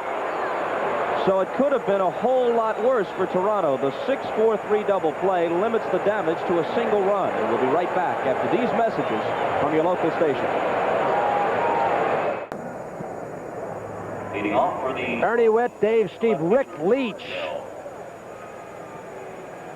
Talking a little strategy. Steib apparently okay now. Well, in the final tribute, walking George Brett.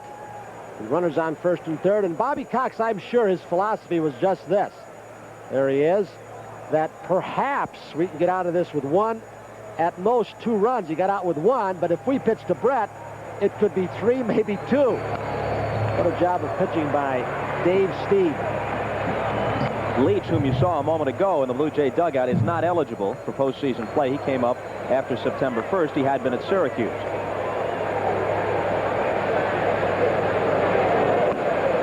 They kept Leach for a specific reason. They don't have a whole lot of people. Billy Smith won, but not well. A left-hander to throw batting practice to these Blue Jays, and that's why he's in uniform. 2-1 to George Bell, starting things in the 7th for the Blue Jays, who trail 1-0.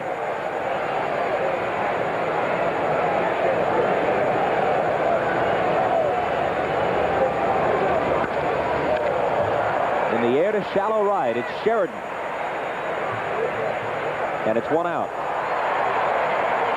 Liebrandt even makes good pitches when he's behind in the count. 2-1. He ran a fastball in on the fist and up to George Bell, right where you want to pitch him. Boy, that's confidence in your control, isn't it?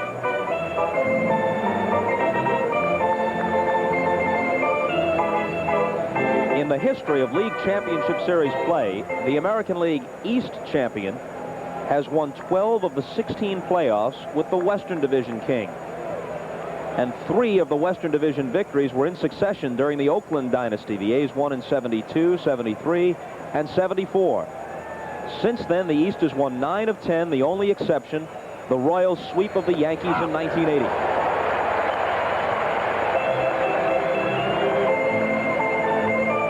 Against a guy like Liebrandt and the way Sundberg's calling the ballgame, you don't know where to go up and look for him. Not just what pitch. That'd be easy if you could look for one pitch, but where the ball is going to be in the strike zone. In, out. He goes in twice this time. Cliff might have been looking away. Johnson wearing 00. Only one other player in the major leagues wear that. Remember Paul Dade from Cleveland? Only player other than Johnson in Major League history to wear 00. For you trivia buffs.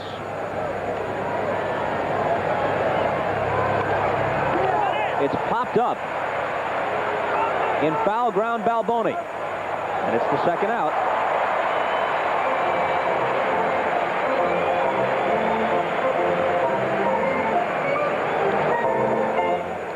The right fielder, Jesse Barfield. What a different pace game, huh, than last night when we got to the last 4. Johnson unintentionally. Really, if Balboni couldn't have gotten to that, umpires could have called Cliff Johnson out, because he says intentional or not, if you get in the way of that fielder, you're supposed to be called out. Do you remember the Armbruster fist decision? Wow. Of course, that was on a bunt play out in front of the plate. The rule does say even the dugouts, coaching boxes, foul or fair. 1-1 to Barfield, who's doubled and struck out.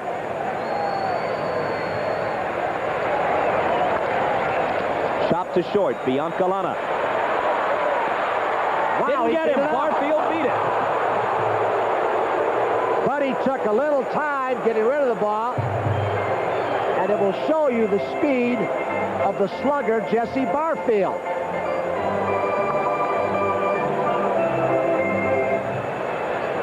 A hard sinker, chopped right at him. He gets a good jump out of the box. Then when he one-hands it and kind of nonchalants it, no argument. He beat it. Balboni stretched. He underestimated the speed. Didn't stretch way out. Well, let me tell you what you're going to see. And I've talked to Harry Coyle about this. I don't know the technical term, but sometimes with the lights, you see that trailer. They got him picked off. And they just barely got him at second base. Good play, Balboni. Balboni's throw to Biancalana erases Barfield, so it's all academic. Safe or not on the infield hit. Liebrandt immediately picks him off. Only 2 more chances left for Toronto. 1985 has been a record-breaking year for me and for the whole family of baseball. Like any family, we've had some problems, and we're working hard to solve them. But there have been some great performances, too. Take that gentleman in California and that kid in New York. And of course, my forever young teammate in Chicago. So from all of us in the family of baseball to our family of friends, thanks for sharing a great season. Major League Baseball, a family tradition. Share it all.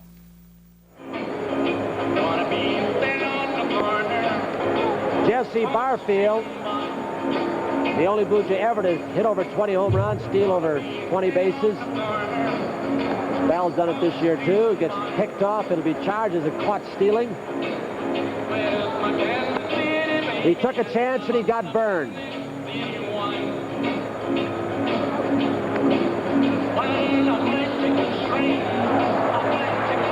The 7th inning stretch song in Toronto is "Okay Blue Jays, Let's Play Ball." Here in Kansas City, it's Wilbert Harrison's "Going to Kansas City." Kansas City, Here I Come has not been a happy tune so far for Toronto. They drop game 3 and they trail here 1-0. Dave Steib apparently elbow stiffening up. I wonder if Steib would have come out for this inning, or not that it were the last 3 hitters in the lineup. Balboni struck out twice, then Sundberg and Biancalana. Try and get one more inning in. Hope they can come back. You could still get the win. Might have been the middle of the batting order. It might have been a different story.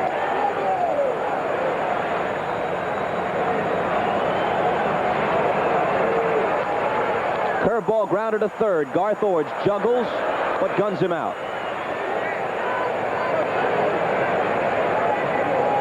Folks, this telecast is presented by authority of Major League Baseball and may not be reproduced or retransmitted in any form without the express written consent of Major League Baseball. Producer tonight, Ken Edmondson. Director, Andy Rosenberg. And you guys put some great packages together from that ball game last night. The pregame show, Dick Enberg, Rick Dempsey. Sundberg's 0 for 2.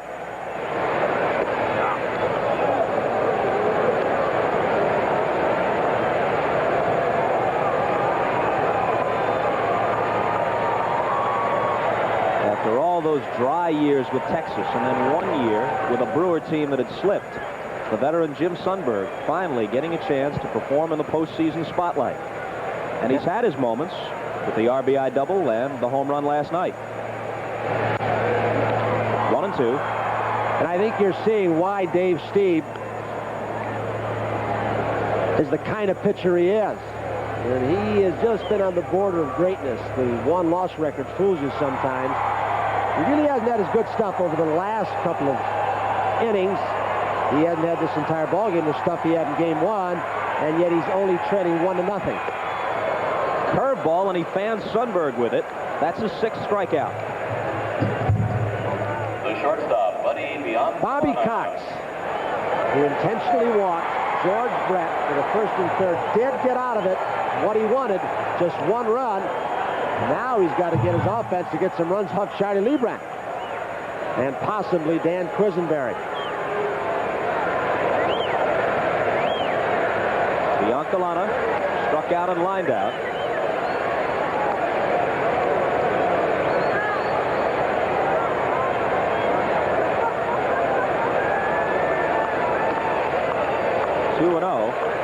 They're trying to cut Biancalana's strikeouts down.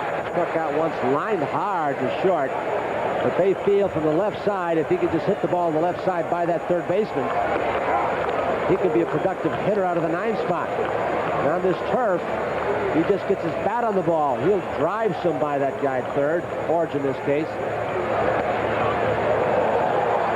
3-1. Got some action now, once again in the Toronto bullpen. Tom Henke has had 2 days off. Walked him. So now Steve has fanned 6 and walked 6.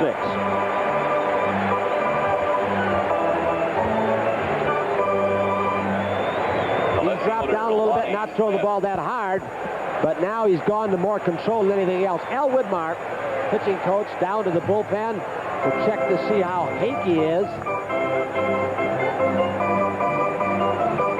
Johnny Sullivan will get the call down there to the pen and tell him if Henke is throwing well or not. Cox will come out and stall for some more time.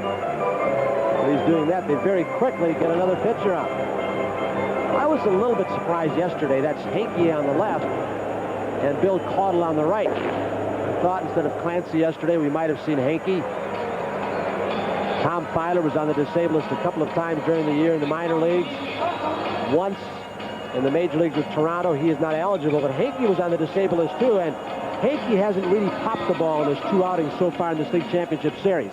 Not that 95-mile-an-hour fastball we've seen. Perhaps that's why he was rushed a little bit yesterday and Clancy came in. I asked the pitching coach, Al Widmar, Gary Blaylock, George Brett in the foreground, George Orta walking toward the camera, and of course Dick Hauser over near the wall. I asked Al Widmar, the pitching coach, why they brought in Clancy with the score tied in an inning that began with Brett, who not only obviously was hot, but had owned Clancy throughout his career. Widmar said we were aware of the numbers. Brett hitting well over 400 and a homer every 10 at-bats against Clancy. But Clancy never faced Brett this year, and we feel he's a different pitcher now, different repertoire.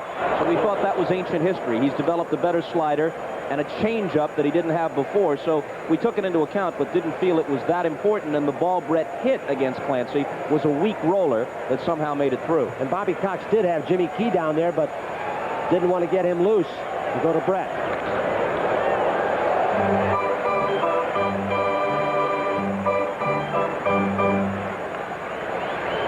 Steib does so much to help himself. Home runners, feel his position. Pitches high to Lonnie Smith. Steib asking where that ball was. 3-0.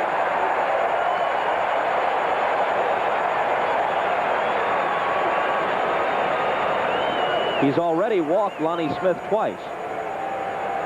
When he starts doing this kind of stuff, there's Willie Wilson on deck if Smith keeps it going. This is when his teammates get a little bit upset with him. They get flat-footed. Boy, he didn't throw that ball at all. Of course, it was 3-0, and he's saying, here, batting practice fastball, he couldn't hit with that either. The Royals have only 2 hits off Steib. Wilson has both of them, and Willie is coming up now. The center fielder, Willie Wilson. 7 walks given up by Dave Steib. Hankey on the left, Caudle on the right. 2 of those intentional, of course, to George Brett. But when you give up 7 walks, you think there'd be more runs scored against Steib. He's going to be taken out. Bobby Cox was just trying to grab some time for Hankey or Caudle to get more pitches. And immediately the PA system chimes in with Elvis's "I'm all shook up." So Steib pitches 6 2/3, allows just 2 hits, strikes out 6, walks 7, and despite the wildness, you'd have to say it's a quality start. I mean, if you get them to the 7th inning and yield only 1 run, you've given your team a chance to win. Right, some of his teammates, kiddingly and somewhat sarcastically, call him Cy. You know, he gets mad at himself, and he has always felt that he hasn't gotten his due. He hasn't had the big year. He's really cognizant of that. He started the last 2 of 3 All-Star games. One day, maybe it'll be next year, you'll see him shooting for a Cy Young Award. You know, he's about at the corner. They've got to get him some runs. So many times this year they didn't score him runs. Even without his good stuff, he pitched around people, and he pitched the good ball game, and he kept his team in it. Hankey hasn't been particularly effective in this League Championship Series. 4 innings pitched. He's allowed a home run. Remember Sheridan's dramatic game tire? He has struck out 4 in 4 innings, but allowed 5 hits. So now he faces Wilson with Brett on deck. 2 on, 2 out, and that's ball 1. Henke, as we told you on opening night of the series, is from Taos, Missouri, a couple of hours drive from Kansas City.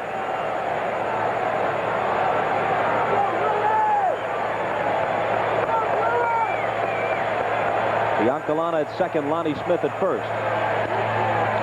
In the air to center field. Mosby coming in, and he's there. So Henke gets them out of the inning, keeps it a 1-0 game. And as we move to the 8th, Upshaw, Orge, and Witt are the scheduled hitters for Bobby Cox.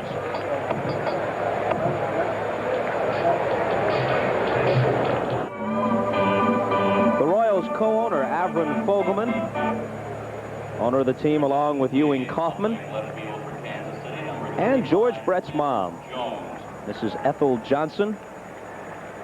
Well, she had to be beaming with pride last night. There's Georgie, one of 4 Brett boys, along with Kemmer, who pitched in the major leagues, of course, for many clubs. One of the great hitting pitchers in recent history. Managed at Utica this past year, a job he won by virtue of his beer commercial that poked some good-natured fun at that city. Another boy named John, and Bobby Brett, who was a player agent. And if you wonder if that's truly a baseball family, I mean the entire family. They have bought the Spokane franchise, AAA ball. Bobby's going to run it. I think Kemmer will manage it. Upshaw bounces to second. There's Frank White. And gets the assist on the toss to Balboni. As we start the 8th, Dick Hauser makes a defensive move, something he has not been doing of late, but he has yanked Lonnie Smith, and into left field goes Lynn Jones, veteran reserve outfielder. Dick Hauser had been taking Lonnie Smith out for defense after first acquiring him from the Cardinals. The last, month or so, he'd been leaving him in. But Lonnie has been shaky at times in this series, and he makes the move here.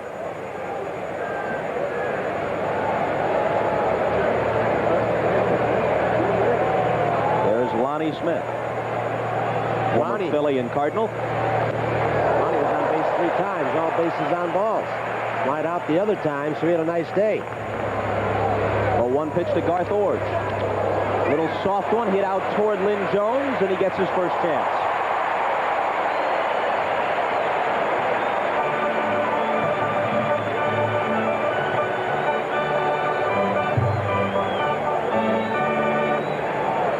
So now Ernie Witt bats with 2 out and nobody on. Top half of the 8th, and Liebrandt nursing that 1-0 lead. Witt being called back. And it looks like Cecil Fielder. Man who is platooned. Man who was platooned at first base with Willie Upshaw near the end of the season, even though Upshaw was over the side pole. That happened a little bit later on. Cecil Fielder, one time a product. Well, he came through this Kansas City Royals organization. In fact, one of the guys that really helped him is Jose Martinez, one of the coaches. They got Cecil Fielder in winter baseball and got him to shape up. He had a tendency to get too heavy. He's got a quick back and a lot of power. Came right up from AA ball. And Hauser is out just to review the book on Fielder with Sundberg and Liebrandt.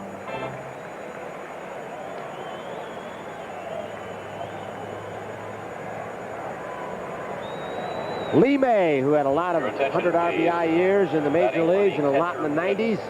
Number 23. Most teams try to jam Fielder. Don't let him get his arms extended. He's got a very short stroke, power to right, center, and left field.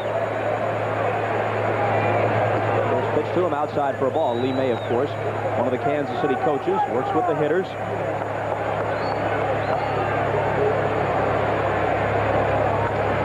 Base hit. So Fielder comes off the bench with a hit. Will it be for extra bases? Yes, it will. Tying run in scoring position on the pinch hit double. And we'll see a pinch runner for him.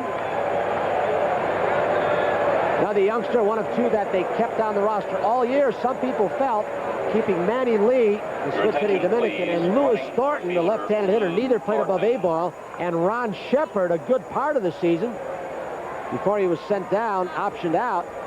They thought this ball club couldn't make it. They contributed just enough. Everybody stayed healthy, and they won 99 ball games. So the rookie is 1 for 1 in postseason play. And we'll see Jeff Herron as the catcher in the bottom half of the 8th.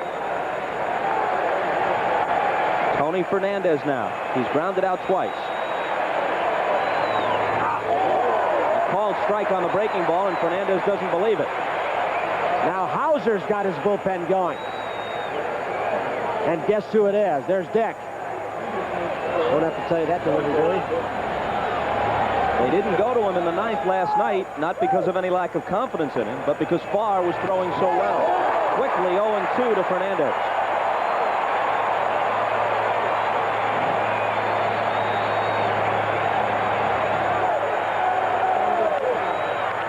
Balboni. Liebrandt covers, and they're out of the inning. Can he pitch? Wow. So Liebrandt has nursed the 1-0 lead through the top of the 8th. And as they look for insurance in the bottom half, Brett will be the leadoff man. In my baseball career, I was traded 9 times. But wherever I went, one thing was always the same. Everyone drank light beer from Miller. In Boston, they said the best thing about light was it's got 1/3 less calories than the regular beer. In LA, they said the best thing was light's less filling. But I think the best thing is it tastes great, right here in New York City. Ken, this isn't New York. Chicago. No. Milwaukee. Kansas City? Light beer from Miller. Omaha? Everything you always wanted in a beer, Spokane. and less. Utica? A crowd of better than 41,000 at Royal Stadium, which means that about 1,000 folks are here in standing room locations. I started to mention about what a great regional franchise it is. That's one of the reasons why they continue to use artificial surface here. It's only a baseball park, so you might say they could go to natural grass, and the traditionalists, you and I included, Tony, would prefer it. But they have to take into account the fact that many people come from hundreds of miles away to see Royals games, come for 2 or 3 games, and they've got to minimize the rainouts. They don't want to turn those folks away and alienate them, and that's one of the reasons why they go with the artificial turf. And many of these folks come to see this man. Some of them according him a standing ovation. The one time he got to swing the bat, he hit the ball sharply to Fernandez at short into a force out. He was walked intentionally the other 2 times. Ball 1 from Henke. Jim Sundberg put it this way. He said sometimes when you watch a player as a member of the opposition and then get to become his teammate, you're disappointed because day in, day out, you notice little flaws. With Brett, it was just the opposite. He's even better than I thought he was. Henke struck George out in the 10th inning of game number 2 through the fastball and 2 hellacious forkballs.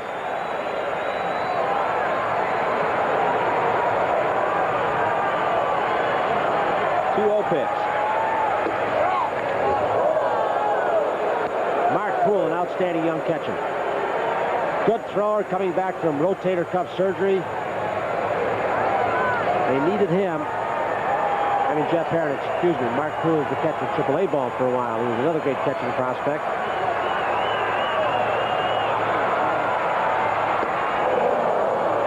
There's the forkball, Bob. It's a beauty. Sometimes it'll tumble straight down. That one acted like a screwball.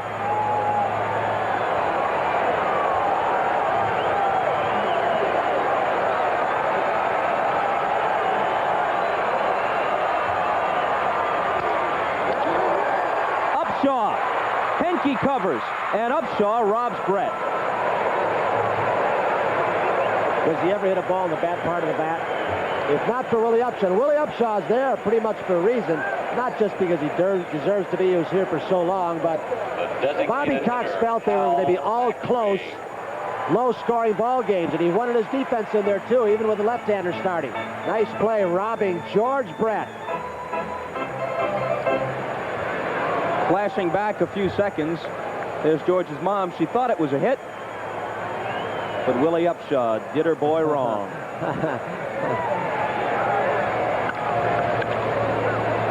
McRae grounds 1 foul. McRae has the game's only RBI. He drew a bases-loaded walk in the 6th. That was after they walked Brett intentionally with runners at 1st and 3rd to load the bases. Steve got ahead of McRae 0-2 and then walked him. And that's the ball game so far. Off-speed pitch grounded to 3rd. Garth Orge. 2 out.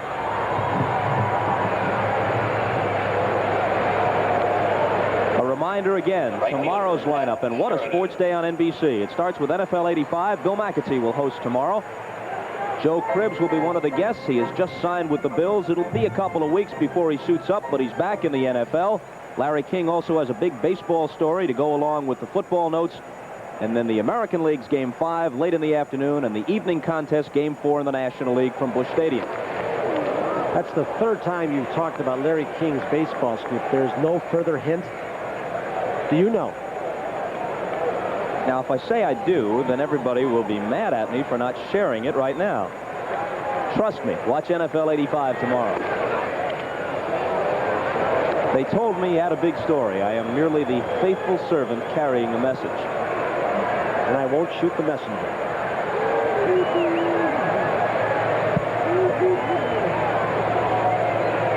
1-1 pitch to Sheridan, whom Henke remembers well. Henke was on the mound when Sheridan swatted that game-tying pinch hit homer in Game 2. First 3 ball games of the regular season between these two teams were just like this. Toronto played here for the opener. 3 one-run ball games, 2 extra innings, 1-0, 3-2, 2-1. Upshaw will see if he has room. Jumps up on the tarp, but it's a few rows in.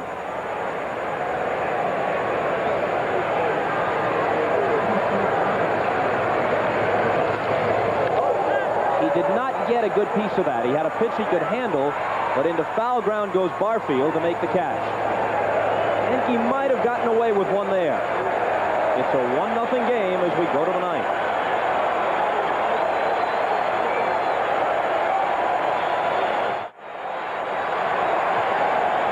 Three outs from tying the series.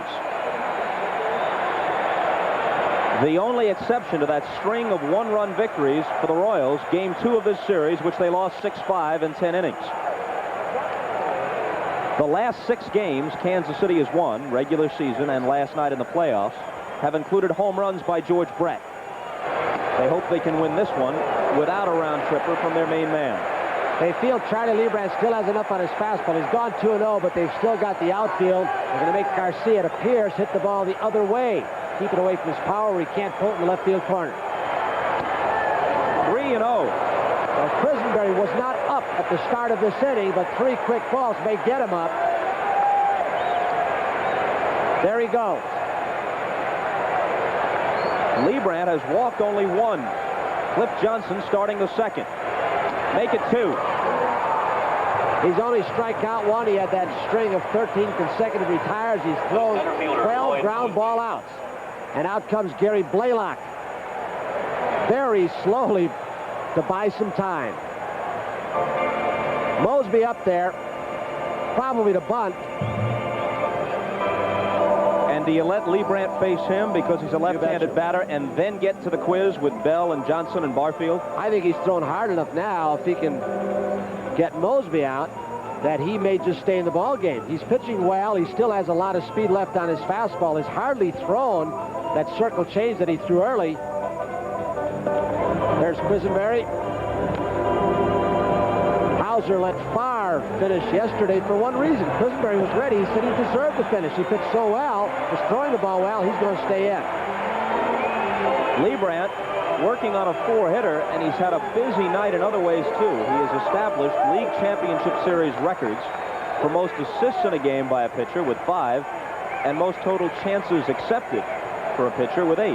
Now will Bobby Cox play the old baseball axiom, tie at home and win on the road? If he uses that, he'd probably let Mosby swing away, but he is left-handed against a left-hander. I would think he's going to be bunting. Brett guarding the line and up tight at third. Swinging away and taking a strike, but no sign of the bunt. So Bobby Cox, with that pitch anyway, holding true to form. He sacrificed just 21 times during the entire regular season 161 ball games. That was lowest in the major leagues. He trusts in his sluggers.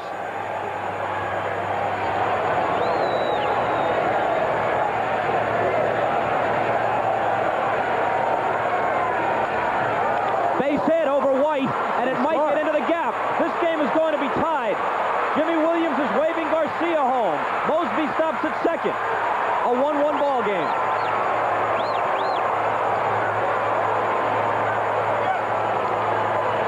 On natural grass, it's a single. On artificial surface, it skips all the way to the wall and ties the game at 1. And on a wet artificial surface, it's even quicker. Liebrandt I'm certain, and Jim Sundberg, though he was throwing, tried to get the ball up and in, pop him up, have him swing through. He got the ball down where Mosby likes to go after the pitch, and they bring out Dick Hauser. With 3 left-handers scheduled, Val Johnson will probably be pinch hit for by Oliver, who had the game winner off Quisenberry earlier in this series. Probably going to go to the Quiz. What a ball game Liebrandt pitched. And he was 3 outs away from out-dueling Dave Steib and evening the series. But he opened the inning with a walk on 4 pitches to Damaso Garcia. Now as the Quiz comes in, an appreciative ovation for Liebrandt. But the go-ahead run is left behind him at second base.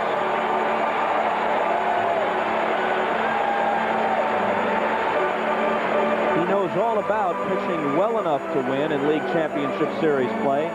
He lost a 1-0 game in Game 3 last year to Detroit. We'll be right back.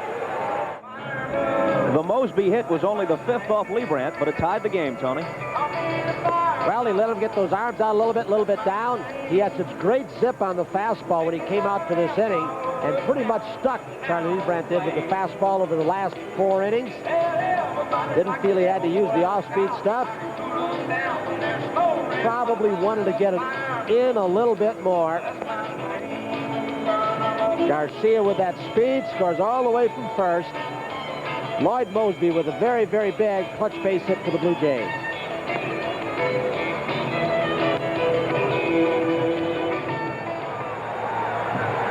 Can you imagine having numbers like this and yet being able to say truthfully you weren't quite as good as you have been at times in the past? Those are the standards set by Quisenberry. Bell's job, and it's tough to do off Quisenberry with that sinking fastball, to get the ball to the right side. Get Mosby to third like McRae did yesterday. Might Cox just simply say, hey, let's not tamper with it. Let's not fool around. Just have him bunt. Well, I'm not saying give yourself up. I'm saying go the other way and try for a base hit. Try and hit it hard. Drive it. You're my 3-hitter, but we got at least, if we give up an out, get a base out of it. Ball 1 inside. The Blue Jays, certainly one team Quisenberry has not mastered.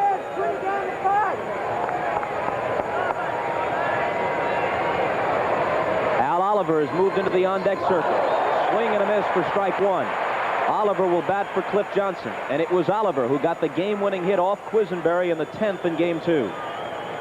Bell trying to go the opposite way, but you can see how that fastball keeps following the right-hander in. Quisenberry trying to get him to top the ball to the left side.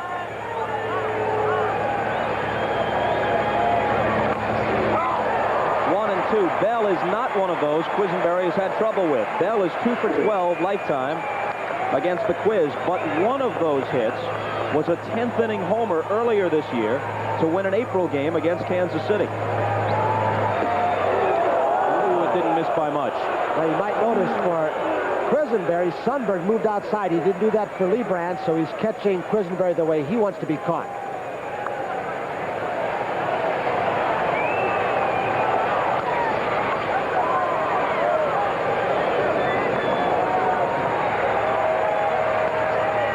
There's nothing Bell can do with that pitch except hit it foul. He broke his bat. He'll have to get a new one. And Quisenberry is nobody's dummy. He wouldn't get all the saves over these years as he did. And he's saying to himself and to Bell, I'm going to let you get yourself out. You keep swinging at those balls a foot inside or 2 feet inside. I'm going to keep throwing them there. He gets a lot of hitters out with bad pitches. Mostly bad pitches down between the knees and the ankles. Sometimes this year he's got that pitch at mid-thigh and he's been hurt by it. Control hasn't been quite as sharp. Again, the 2-2. He just reaches for it, and it finds a home in front of Willie Wilson. They stop Mosby at third. Runners at the corners, nobody out. Just served it out into center field. With no outs, Jimmy Williams at third base, not taking a chance.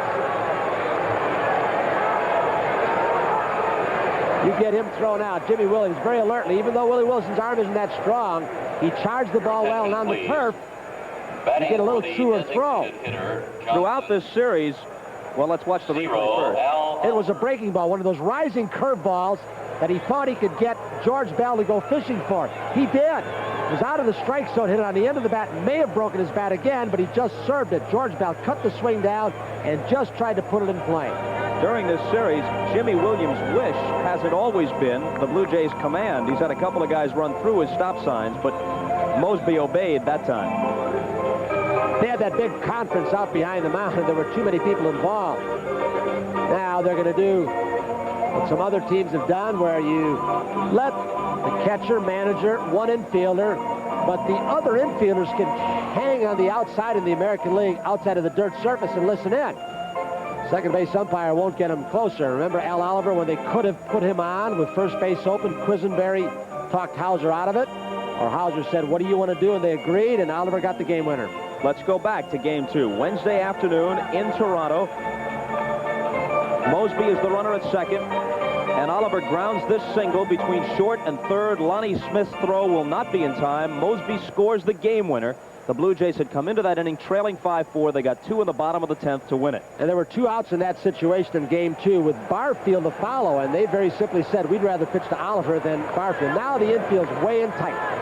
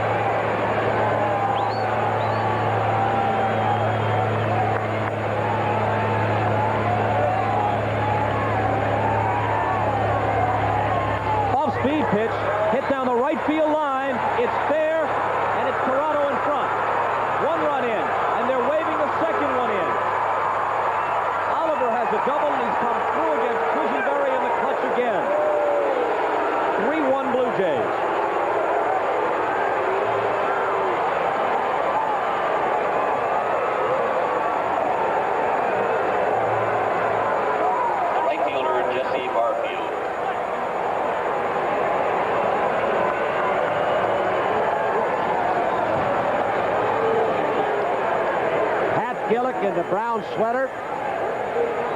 His wife Doris to his right, camera left. Thinking about a 3-1 lead in the series. Barfield's 2 for 3, and those Blue Jays are chirping now.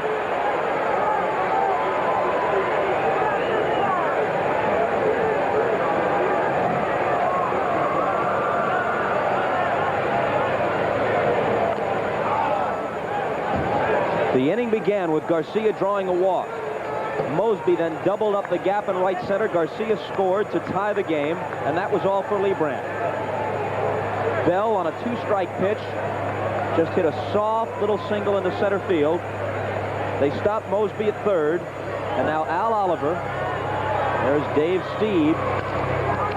Grounded to short. Oliver retreats to second, and Biancalana throws Barfield out. Al Oliver had the double that brought home the 2 runs and gave Toronto the 3-1 lead. And the amazing part about this is when you look back at Dave Steib, who left the ball game 1 run down. Liebrandt was so brilliant. Steib walking 7, 2 intentional to Brett, 1 of her unique one with first base occupied. They loaded him up for him, got out of it with just 1 run, and somehow that guy, although Hanky could get the win, maybe I should say might, what a job Steib did with not his best stuff.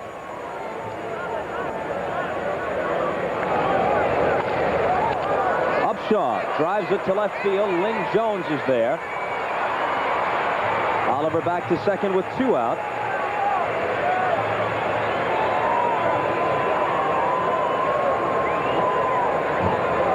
The third baseman, Garth Orge is due to be the hitter.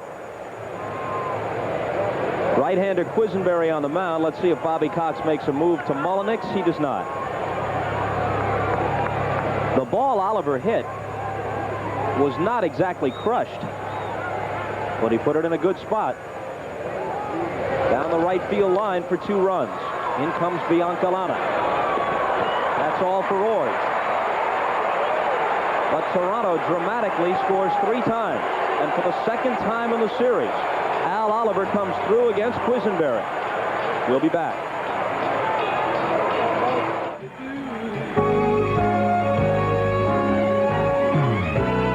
Game 4 of the 1985 American League Championship Series is brought to you by light beer from Miller. Everything you've always wanted in a beer and less. By Ford and your local Ford dealer. Have you driven a Ford lately? By IBM and the growing family of IBM personal computers. And by McDonald's. It's a good time for the great taste of McDonald's.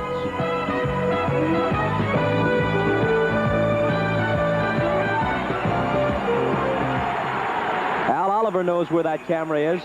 You know, he still maintains somebody's going to wise up and give me a full-time DH's job. Enough of this platooning stuff. And certainly Dan Quisenberry could testify on his behalf.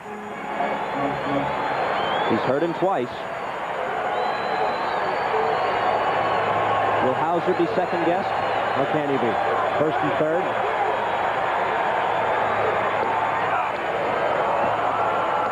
Strike one to White. If he gets on, Balboni, who hit 36 home runs, would be the tying run at the plate. You know, if he had the luxury of a left-hander in the bullpen, you might say, hey, bring him in, even though it's the Quiz. But then Bobby Cox wouldn't have let Oliver hit anyway if he had the luxury of a left-hander. I'm not saying he should be second-guessed. I was merely letting you express your expert opinion that he should not be. All right.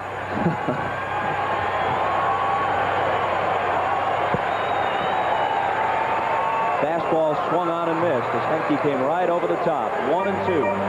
Well, both managers have said repeatedly in a press conference, and I'm sure Tommy Lasorda said at his press conference in past and this year, and Whitey Herzog, you go with who got you here. You stick with them. Instructed Welch today. Tommy Lasorda. In the air to center field. Mosby over toward right center. Waves Barfield off and takes it. You don't quit on a guy like Quisenberry with all he has done over the last few seasons. Folks, this does not mean we're giving up on the Royals' chances. We've just got to do some house cleaning here. The executive producer of NBC Sports is Michael Weissman. The coordinating producer of NBC's baseball coverage is Harry Coyle. Tonight's telecast produced by Kenneth Roy Edmondson, directed by Andy Rosenberg, pregame produced by Les Dennis, directed by John Libretto, technical director Neil Flagg. Brett Saberhagen clapping his hands there, trying to get something going. Ball 1 to Balboni. He's 0 for 3. He struck out twice.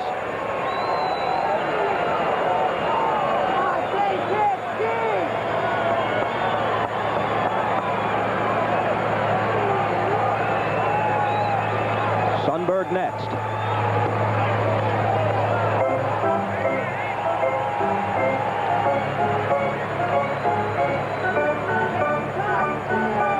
Henke, a hard thrower, but he's not usually the kind of guy that you can wait out because he doesn't walk many. Just 8 in 40 innings this season when he was brought up. And he was striking out more than 1 per inning pitch. 3-0. If they can get down to the 9th spot, which comes after Sundberg, we'll probably see Dane Orge. Or Orta.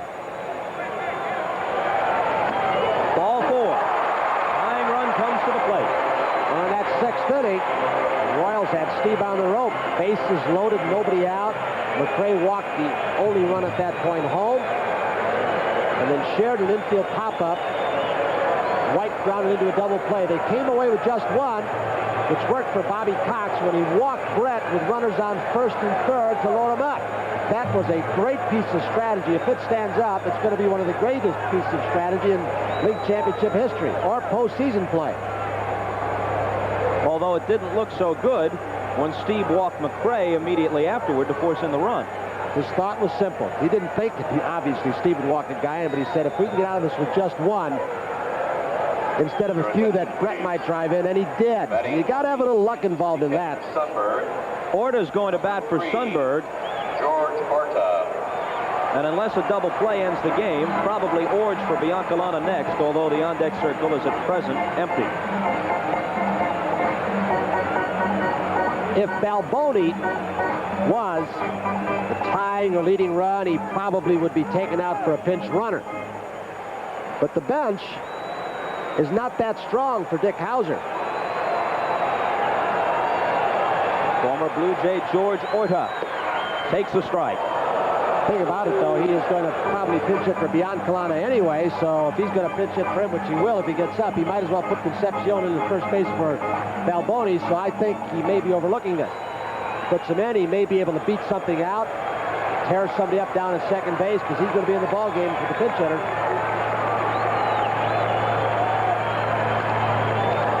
Center field. Mosby going back. It was hit well, but not well enough. At the edge of the track, he makes the catch. The Royals are down to their last out.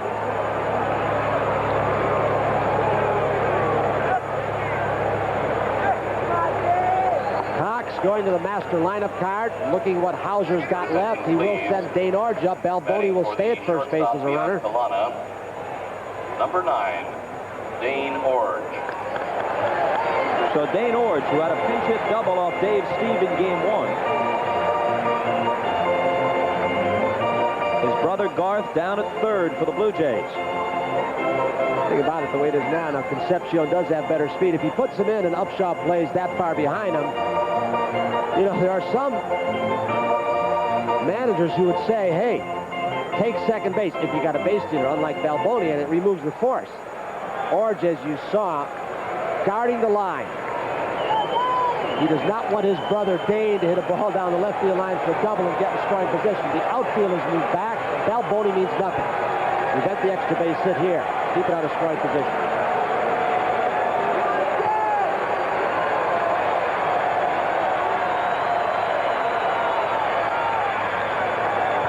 Strike one on a foul ball. Dane Orge, as you saw, had 1 homer during the regular season. He had 130 at-bats.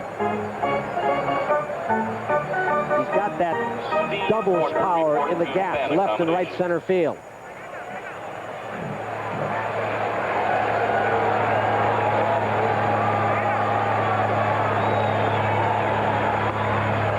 High ball 1. Henke trying to combine with Steib on a 2-hitter. Both hits belonging to Willie Wilson. One of those a little infield hit. Wilson's second hit was a solid line drive.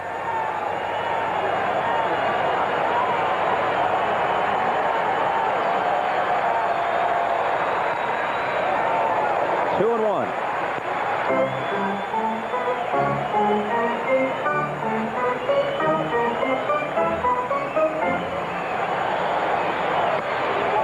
Three and one.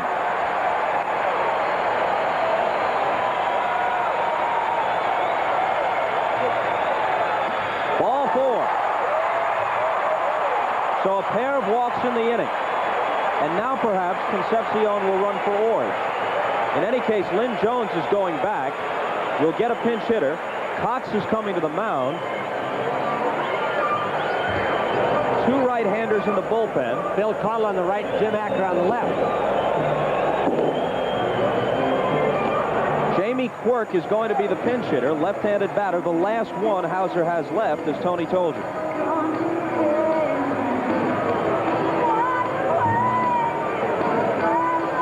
Comes Onyx Concepcion to carry the potential tying run at first. So that's the part of the strategy that Hauser had in mind when he didn't pinch run for Balboni early. During the regular season, only Milwaukee had a worse pinch-hitting batting average than the Kansas City Royals. The Royals second from the bottom of the American League. Tito Gaston now alerting the outfield. They've got the book and the scouting report compiled right in the dugout as far as how Quirk hits, where they want to play him, how they want to pitch him. Kansas City has had a pinch-hit home run by Sheridan in this ball game. Or not in this ball game, in this series so far.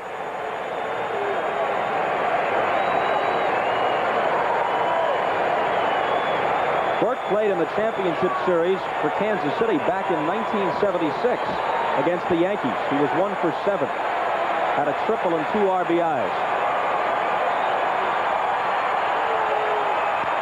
Swings on the first one. Pops it up. Herron is over. Does he have room? No.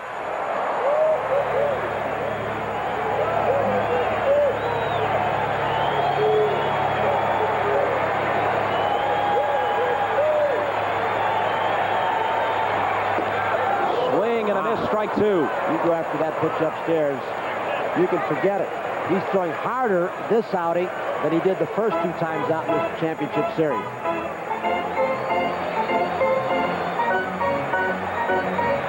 They appear to be calling the pitches from the bench. The youngster Jeff Herron, who came up from A-ball, keeps looking over, so perhaps Al Woodmar or Bobby Cox are telling him what to call. Will he go with a forkball or stick with a fastball? I believe he's going to go with smoke.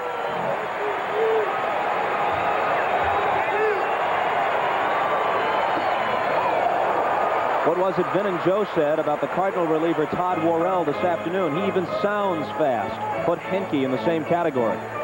He makes that mitt pop. An arm that got away, another one from the Texas Rangers organization. Pitching supplier to the major leagues, the Texas Rangers.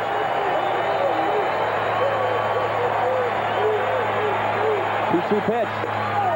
Inside, the count is full, and now the runners will be moving, and perhaps an extra base hit with Plate Concepcion. Or even a single. He's got some speed.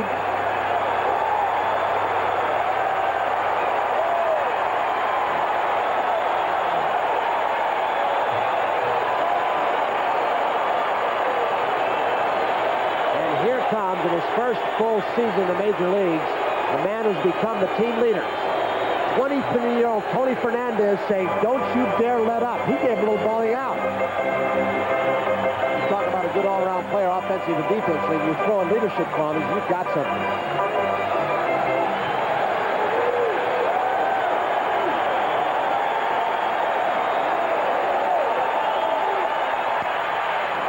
That ought to do it. Fernandez backs up. Says, I'll take it, boys. And he does. With 3 in the 9th. The Blue Jays have pushed the Royals to the brink of elimination. One of the heroes, Al Oliver. Another, Dave Steib. And a Missouri boy, Tom Henke, comes home from Taos, Missouri. And he picks up a win. A very disconsolate Royals. They looked like they had a win for Liebrandt, who was just brilliant. But not good enough. As we mentioned last night, now that the League Championship Series has gone to best of 7 for the first time instead of best of 5, the relevant history has to do with the World Series and that best of 7 format. If you're a Royals fan, you may be wondering, how often has a team overcome a 3-1 deficit in World Series play? It's happened 4 times. Before we tell you about that, we'll tell you that tonight's NBC Light Beer from Miller Player of the Game Award will be split 3 ways.